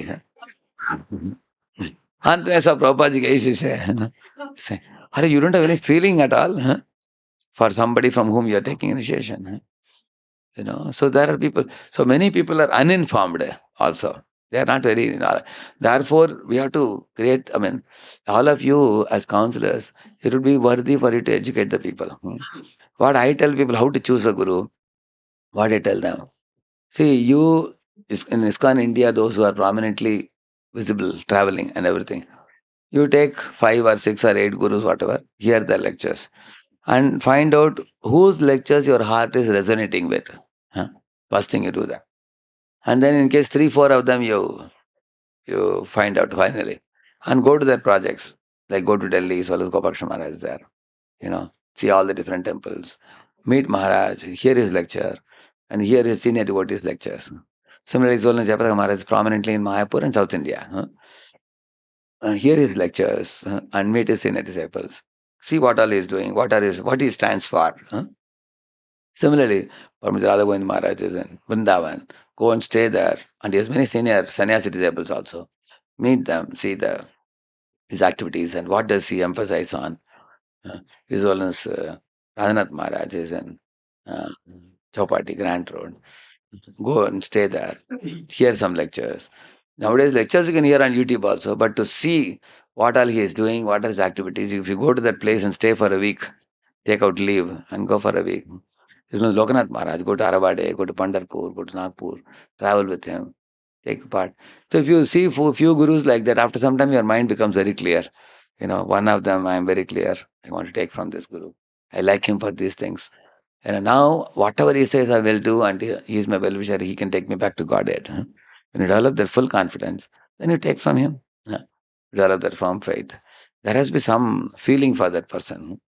So then one takes from the spiritual master. Once you have taken, then from other spiritual masters you can hear lectures. But ultimately you should do what your guru has told you to do only. In fact, many Paramahansa Gopakshana Maharaj disciples write to me, Prabhuji, Maharaj told me to consult you. Many senior people also write to me. I reply them, at the end I will say, Prabhu, this is my opinion, which you can show this letter to your spiritual master. If he tells you to do opposite to what I am telling you, we should do what he says, not what I said, because he is your ultimate authority. I am telling you based on my understanding. But I have always seen that whatever I wrote, Maharaj will approve that and say, Radheshyam, what he said is correct, you just do it, he will say. But on my side, I want to clarify with him that you are consulting me, but ultimately your Diksha Guru, what he says, you should do that. So in this way, multiple inspiration, singular accountability means, I associate with all the gurus. I get inspiration from them. When any guru tells me to do anything, I will first check with my spiritual master. Maharaj, he's telling me to do this. Should I do this? And if he says yes, then I will do it. And in the event of his unavailability immediately, then I will consult the seniors who are my mentors, who are my guides. I'll check with them. Then I'll do it. It makes it easy for us. Correct. And this is called as singular accountability. Singular accountability doesn't mean only one person. It can be 3-4 people, one above other. Correct now? Like my immediate person who I consult, like Radha Gopinath Prabhu, for example. Above him there is Maharaj, my spiritual master, and above him there is Prabhupada. They are all in one line for me. Although spiritual inspiration I can derive from many ISKCON gurus because that is within the Lakshman Rekha of ISKCON society. And if I were to take inspiration from other organizations like, Ramanuja Sampradaya or even others, in Vrindavan gurus and others, sometimes we get to hear, we may appreciate, but that will not be my main intake. If that becomes main intake, I told you the problem. Correct? Now, what is the problem in that being main intake? Then your whole focus goes there. Then what Prabhupada wants to give, what our acharyas want to give, we don't have time for that. So, for example, 75-80% I should be made up of what our parampara, what it says. But at the same time, I should learn to respect other sampradayas also. There are 4 authorized sampradayas. When you see them, another class we will talk about that. How to develop broad-mindedness. Today I spoke about loyalty. Another class will talk about broad-mindedness. That is another side. That is also very important. In the name of being loyalty, we should not criticize other sampradayas or other practitioners. Like if His Holiness Premanand Swami Maharaj is chanting Radhanam, his guru has given him Radhanam, he is chanting, I will not condemn it. Because he is following his guru. And my Guru Maharaj and my Sampradaya is giving me Hare Krishna mantra. So I will chant this.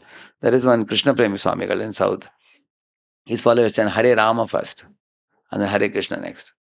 And I will not tell them that, hey, don't chant that, to make it reverse. I put Hare Krishna. I won't say that. Okay, your Guru has given you Diksha, that Hare Rama mantra first. Okay, do that. We should also respect the other Sampradaya, Gurus, and their relationship with their disciples. That also we should respect. Like His Holiness Chinnajir Swami. He has many, many disciples in Hyderabad. We work with them very closely. We invite Chinnajir Swami to come and give lecture in our Rath Yatra. A beautiful 1-hour lecture he gave in Hyderabad last year. This time he sent one of his disciples. He also came and gave. So we have a very sweet relation with them. Like Chaitanya Mahaprabhu had a sweet relation with Venkatapata. Correct now? And Mahaprabhu had a sweet relation with Murari Gupta also, who was a worshipper of Sitaram, isn't it? And Mahaprabhu had a very sweet relation with Vallabhacharya also. Several occasions they met with each other. So Mahaprabhu loyally follows his line. Same time he knows how to be broad-minded to deal with other sampradayas also. And that loyalty, chastity to our sampradaya is very important for us to experience the depth of our sampradaya. And we have a lot of homework to do. We haven't done the homework. In our own sampradaya, we are very superficial. We have read a few Prabhupada books and we are preaching. We have, if you see Balram Shakti Prabhu, he is teaching all the books in our sampradaya, many of the books. His Holiness Bhanu Swami has published many books, and Balram Shakti gives a lot of Harinam Chintamani, Jaiva, many, many books he teaches. And many people attend his courses also. So, there is Venugopal Prabhu. I don't know whether you have heard Venugopal Prabhu. He's a very, very learned Sanskrit PhD scholar, but a great devotee also, wonderful devotee. You don't know what ISKCON has. I sometimes feel that all these highly qualified fellows, we should make a kind of, one book in ISKCON, because many of us don't know within ISKCON also who is there. We don't even know. ISKCON is an oceanic organization.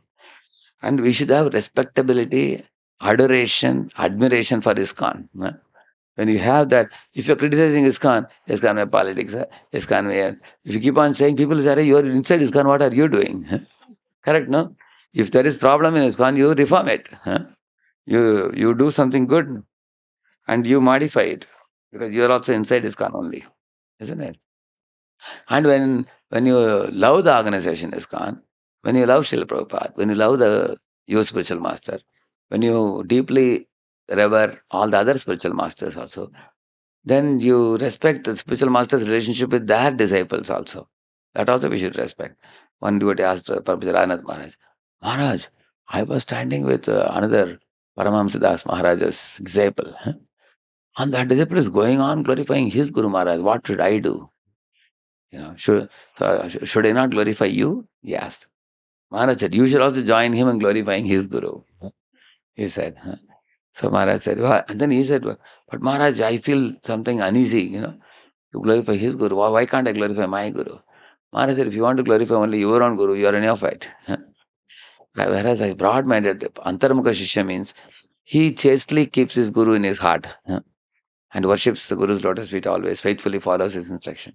But externally, he can associate with all the Gurus respectfully. In ISKCON, they are all like our father's brothers, correct, no? So, they are all under Prabhupada. So, Prabhupada it's like a war against Maya. Prabhupada is walking in the front and all the other Gurus are walking behind. They are all not walking, they are all going in chariot. And then there are others in elephants behind. Then there are other leaders in horses. Then there are some foot soldiers. And all are walking. So when I think like this, I feel, who is leading the whole thing? Prabhupada. So why clash? Imagine if Arjuna takes a bow and arrow and shoots at Bhima. How ridiculous it is. You're supposed to wage a war against Maya, you see. Yeah. Okay, let us take some discussion, 10 minutes. 10, 20 minutes, yeah. Any of you?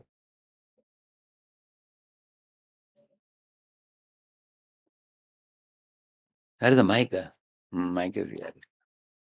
There's one mic for Prabhuji's, one mic for Mataji's. One you can leave it that side. They will do it. They will use it. Yeah, please take Prabhu.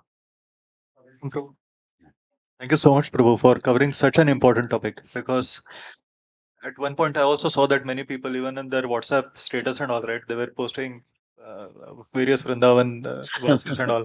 Most important consideration is, what I thought was, would Srila Prabhupada have approved of this? When Srila Prabhupada was here, right, he was very clear on whom we should hear from. Correct. Even for devotees in Vrindavan, right? Would Srila Prabhupada be pleased with it?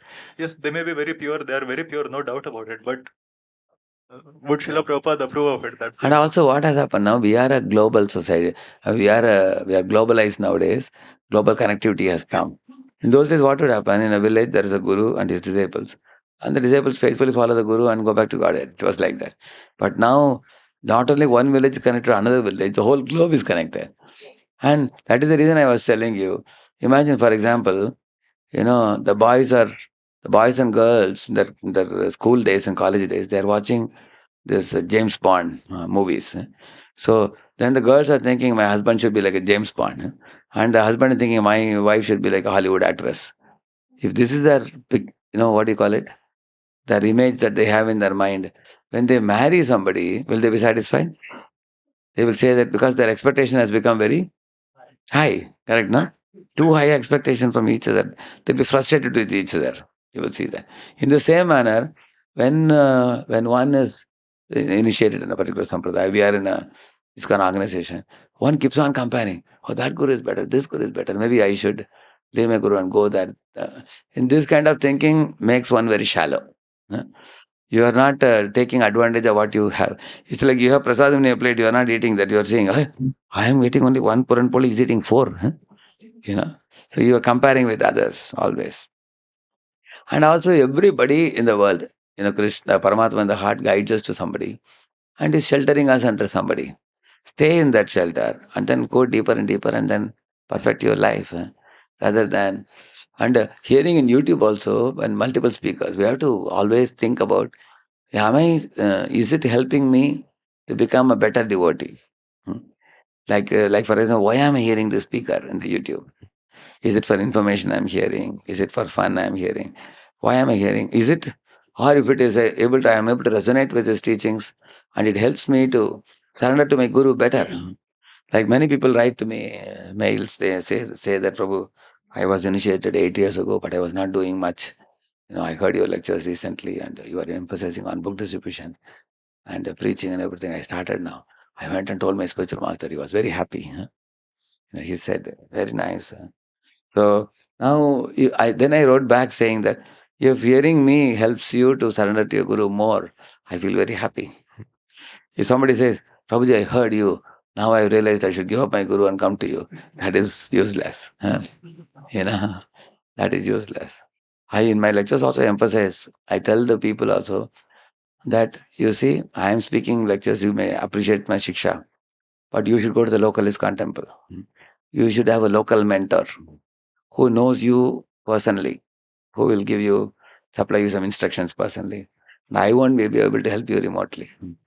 But if you have any spiritual doubts, you ask me, I can reply. But you are guiding you, cultivating you. I don't know you also fully. So whomever knows you fully for many, many years, you take guidance under them. So this is what I have told this. I have written in many of the YouTube replies also. By doing this, what happens? We are actually reinforcing their loyalty to their own master. That is the right thing to do. Rather than saying that, oh, you like my lectures, you come to me, you come in my pocket, I'll keep with me. Yeah? You can't do that. Yeah. Anybody else? Yeah. Where is the mic? Yeah. Hare Krishna. So during this Vrindavan visits, I also came across this couple of devotees who are from Pune, used to be part of our temple, but now they are staying in the Vrindavan some ashram here and there. They're asking, basically everybody needs resources, people, contacts, Correct. for their projects, donations, etc. So they are asking ultimately for some donations here and there. This is Sanatan Goswami Samadhi, donate something for here, and then they are approaching other devotees because we are in thousands. When we go to Vrindavan Yatra, we are in thousands. So in that scenario, on one hand, we respect Sanatan Goswami. On the other hand, they are not part of the group. In that scenario, as leaders, how can we guide? If you are confident that the money you will give will be used for building that Sanatana Goswami's Samadhi or something like that, we can give. There is no problem in that. Because what happens, Vrindavan Dham is a village. They can't raise much donations. And in city, people earn quite well. And the city temple somehow will make money. And when you go to Dham, Radheshyamdas, the temple, or actually when we see those temples, we should see them like our grandfather's temples, like Goswami's temples. Our own home it is. Actually, we will never lose anything by giving them. It's like taking money from you, this pocket, and putting in this pocket. If I had money, I would definitely give. There is a Jirnoddhar, they say, no? There is one group there, Bajranga Dal, they have. And now you see, Yamuna is bluish now, flowing very beautifully. They have done a lot of hard work to cleanse all the chemicals in the Yamuna. Similarly, you see the Radha Kund, Sham Kund. Similarly, Apsara Kund, all these things, they have done a lot of homework. And they have made the steps and everything. So, but only one thing we should be sure, that the money you give for Vrindavan Dham should actually go to the service. Somebody should not pocket the money. We are not sure. You have to make sure. But if it is authorized, we are going to, like Radheshyamdas temple when we went, they wanted to develop, they want to do some construction. Some of the devotees took their pamphlets and they gave some money. Take the receipt from them. It is going. Actually, I would consider that giving to a local ISKCON temple or giving to Vrindavan, I don't see much difference. Because we also, Vrindavan Dham is non-different from Radha and Krishna, So if we are contributing to them and they make the Dham more beautiful for the yatriks to come and benefit, I don't see we are losing anything in that. Anybody else? Yeah. Hare Krishna. Hare Krishna. Prabhuji, you mentioned about this, devotees getting attracted by other gurus and all. So, I have a personal example of a devotee. He was initiated, and for all the reasons that you mentioned, he got attracted, and now he's taken shelter of some other guru. So, my question was that, but he's still very closely connected to me. And on a personal level, he really respects Prabhupada, ISKCON, no disrespect and all that. Like, as you said, he feels he's got something higher. And he comes to my programs also whenever I go to US and all. So my question is that, should I, it's not a very, of course the relationship is still, pretty, but should I maintain my connection with him or, if he just comes to a program to learn from you and go, there is no problem. And he's respectful also. No problem, yeah. Let him continue like that. Let him continue. But as I told you, sometimes what happens, see in the Mahabharata it is that Guraur avaliptasya karya akarya ajanataha. There is one verse which says, if a guru slips from his position and he doesn't know what to do, what not to do, and he stops chanting the holy name, he is attracted to opposite sex. he has given up all his spiritual duties, and he has left the assembly of devotees, society of devotees. So these kind of things, if a guru is doing, then a disciple should give up that guru, according to Shastra, and then accept a guru in good standing. They say that. But as long as the guru is in good standing, he is delighted in Krishna consciousness, is chanting, is with devotees and faithfully following and preaching, then one should not give up such a guru. No one should stay with the guru. And with gurus, in case let us assume, these things are nicely explained by His Holiness Danavir Swami Maharaj. If a guru, because he he has given quotes also from scriptures. Say, for example, a guru is not so much learned in the Shastra because he didn't spend time with Shastra so much, but he spent more time in service. Let us assume he has been doing service. He doesn't know he didn't get time or something to read so much and become very scholarly. But a disciple is interested in more depth to hear from Shastra. And he found out another guru in ISKCON itself. Now he want to associate with that guru or go and serve him and take knowledge from him. So he asks his own guru, now, can I do that? Can I go? And his guru says, oh yes, definitely, he's my god brother. You go and stay with him. His Holiness Bhaktivinoda Swami Maharaj had sent one of his disciples to Pune, and he said, let him be here in Pune for a year. He will get very nice training, and then let him come and join there in his temple. Then he went. Paramahansa Gopal Maharaj also sends here because we have ashram here and nice training program. So many gurus send like that.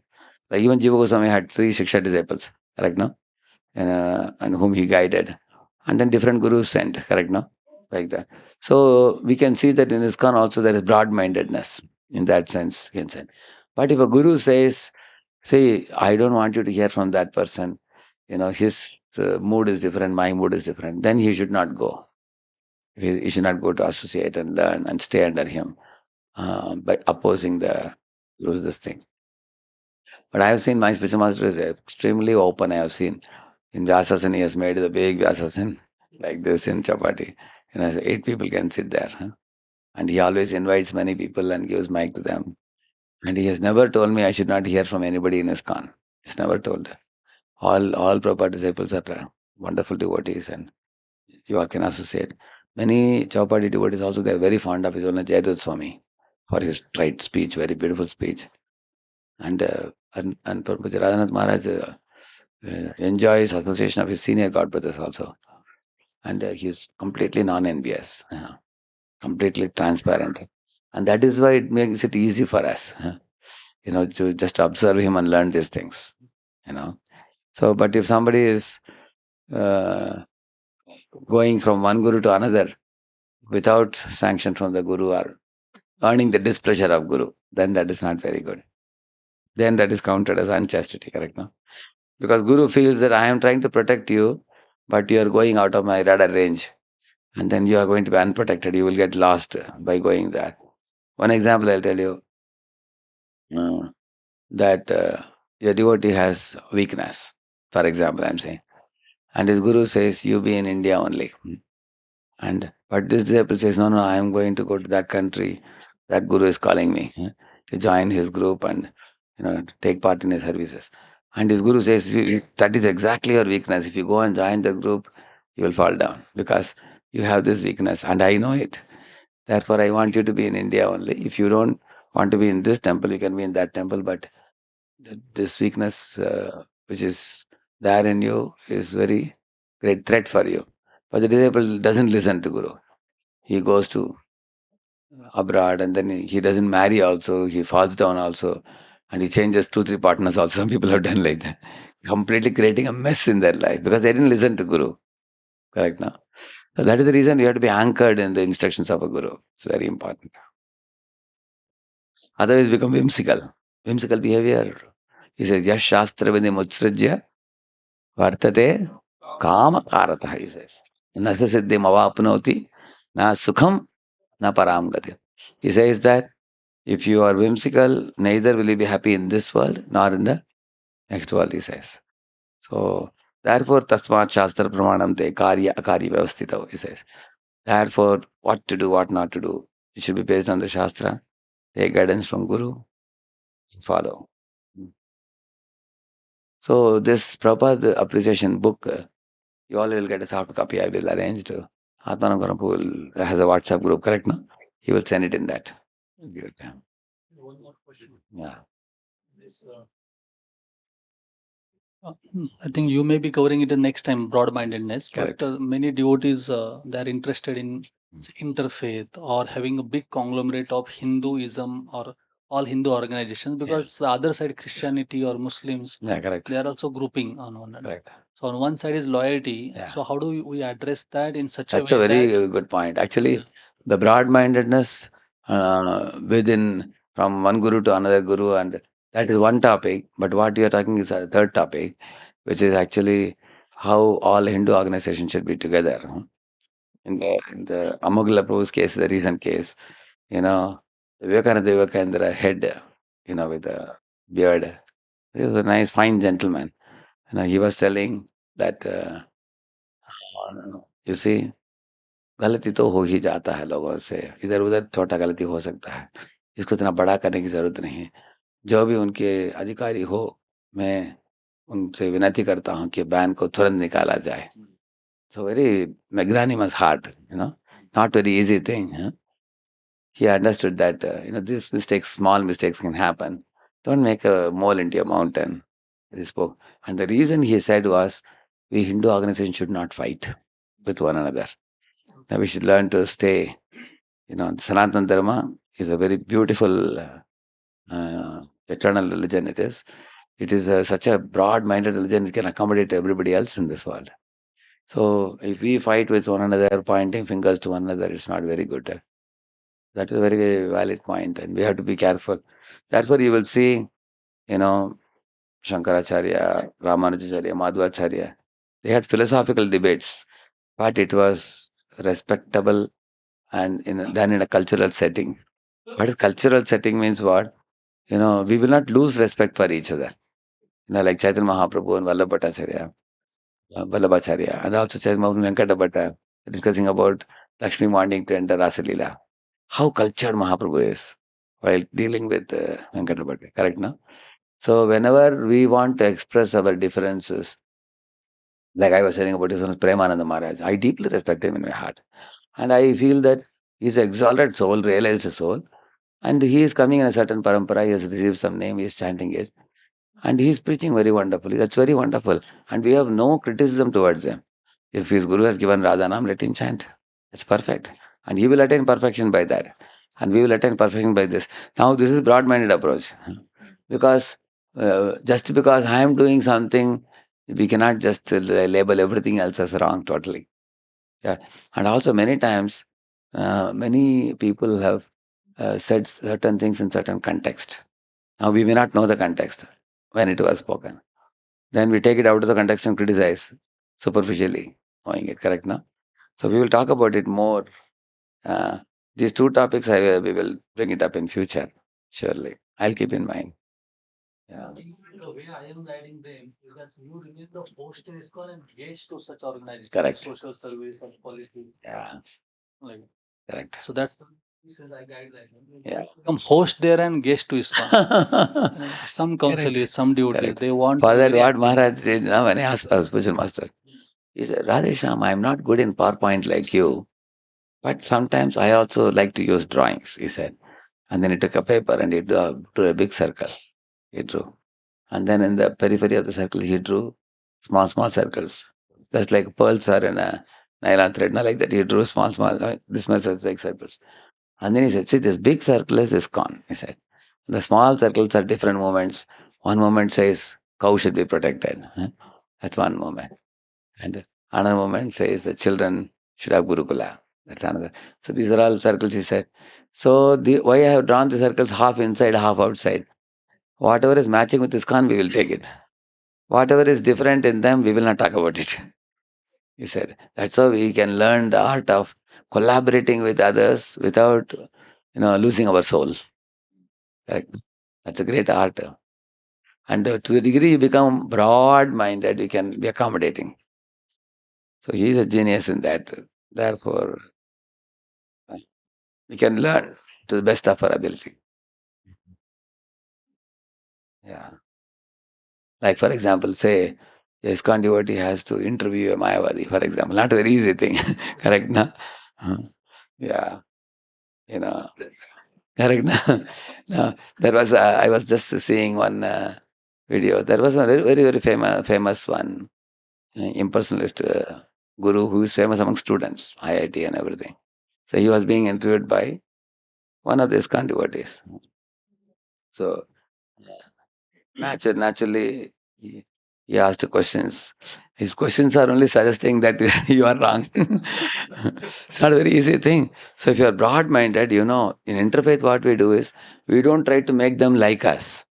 We respect the difference from a distance and we see the commonality and we embrace. That is interfaith. Yes, you can be different from me, I am different from you, but we both are friends. And whatever is common, let that friendship be based on the commonality. There's a lot of maturity. Yes. Yeah. Thank you. Yes. Give the mic to him. Well, one day, one disciple came to Prabhupada and he said, Prabhupada, Bhaktivinoda Thakur is my most favorite author. And Prabhupada told him that you're second most favorite. I should be the first most favorite. And why Prabhupada said that? Because Prabhupada wants to teach us that if you are accepting Prabhupada as a founder Acharya, if you don't follow his rules tomorrow, and if you follow Bhaktivinoda Thakur, then somebody follows Bhaktivedanta Thakur, somebody follows some other previous Acharya. Everybody will have difference. That's why I told you, because we have agreed to be within this organization of ISKCON. For us, Prabhupada becomes very important for us. And whether you like it or not, over a period of time, you have learned about these are the expectations of Prabhupada. Like some devotees don't like to dance in Kirtan. They feel shy. Correct, no? So you're not going to be punished for that. Yeah. But you just be in ISKCON, but don't criticize others who are dancing. Correct, no? I don't like ISKCON because people dance. No? I like to just sit and do meditation. You can't criticize others. So in this ISKCON society, there may be certain things which you may not be of your, natural inclination. Yeah. You may refrain from it. But because you are within the society, one should not criticize it. Because evam vratasva priyanama kirtya chatanu rago dutachita uchcheki evam hasati rotiti rauti gayati unmadavan nrityati lokabhya. The nrityati, devotee dances. It is said in this verse. Unmadavan nrityati. He dances in Divyonmada. Mahaprabhu himself dances. Prabhupada danced. So dance is actually appropriate. We may be shy to dance. That is our problem, not the parampara problem. Correct, no? Okay, you have a problem. So that's why some people, when the dance starts, they go to do some service. Okay, no problem. But don't criticize. So in this way, we should know how to stay within this parampara safely till our last breath and be loyal and continue and finish off our term. Can I do 5 minutes kirtan? Let's do this.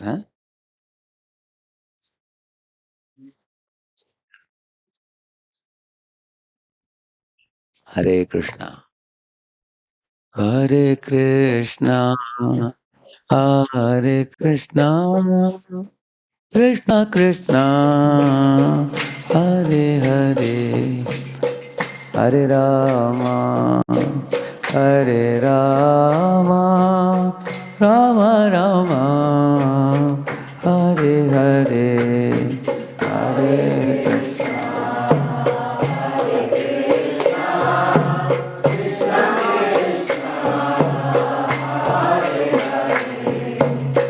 Hare Rama, Hare Rama, Rama Rama.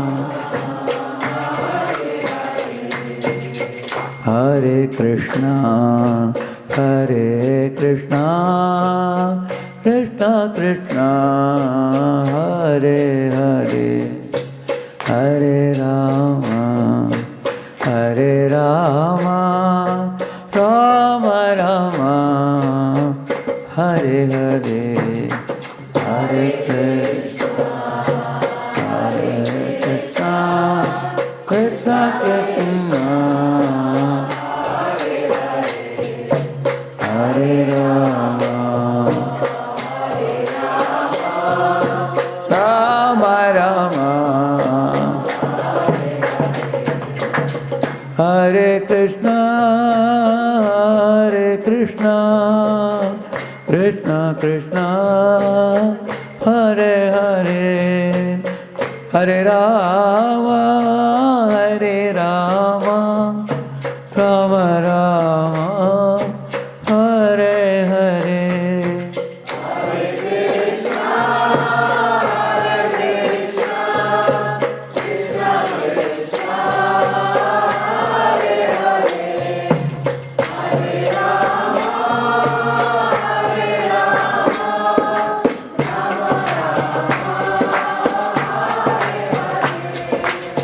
Hare Krishna, Krishna Krishna, Hare Hare, Hare Rama, Rama Rama, Hare Hare, Hare Krishna, Hare Rama, Rama Rama, Hare Krishna, Krishna Krishna, Hare Hare, Hare Rama, Rama Rama, Hare Hare.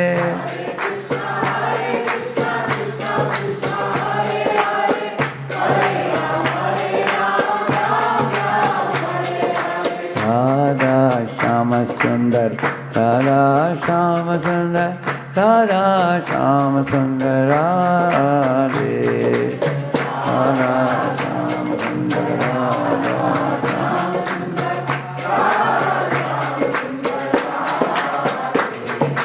Radha Vrindavan Chandra, Radha Vrindavan Chandra, Radha Vrindavan Chandra, Radhe.